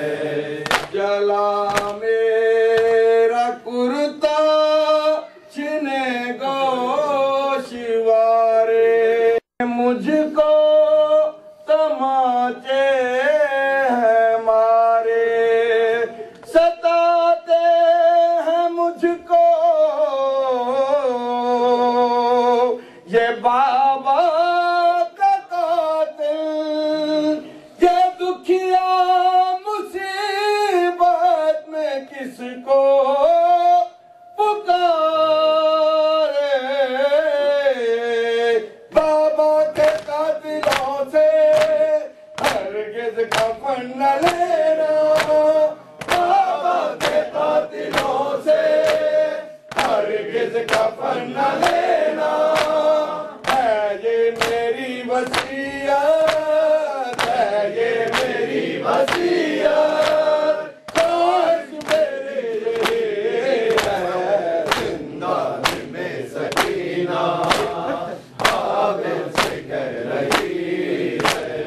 जिंदान में सकीना आबिद से कह रही है। दम घुट रहा है भैया, दम घुट रहा है भैया, ये रात आखिरी है। जिंदान में सकीना आबिद से कह रही है। जिंदान में सकीना आबिद से कह रही है। सकीना पे भैया कठिन ये घड़ी है, असीरे है मुझ पे मुसीबत बड़ी है। वतन याद आता है भैया, चलो घर मदीने की राहों में सुगरा खड़ी है। हर शाम ये परिंदे जाते हैं अपने घर को, हर शाम ये परिंदे जाते हैं अपने घर को। कब जाओगे वतन में, कब जाओगे वतन में, आखिर ये पूछते हैं। जिंदान में सकीना आबिद से कह रही है। जिंदान में सकीना आबिद से कह रही है। दम घुट रहा है भैया, दम घुट रहा है भैया, ये रात आखिरी है। जिंदान में सकीना आबिद से कह रही है।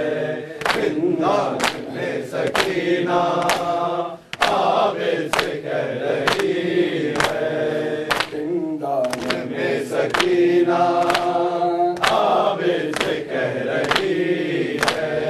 जमी पे मैं जिंदा में सोती हूँ बाबा,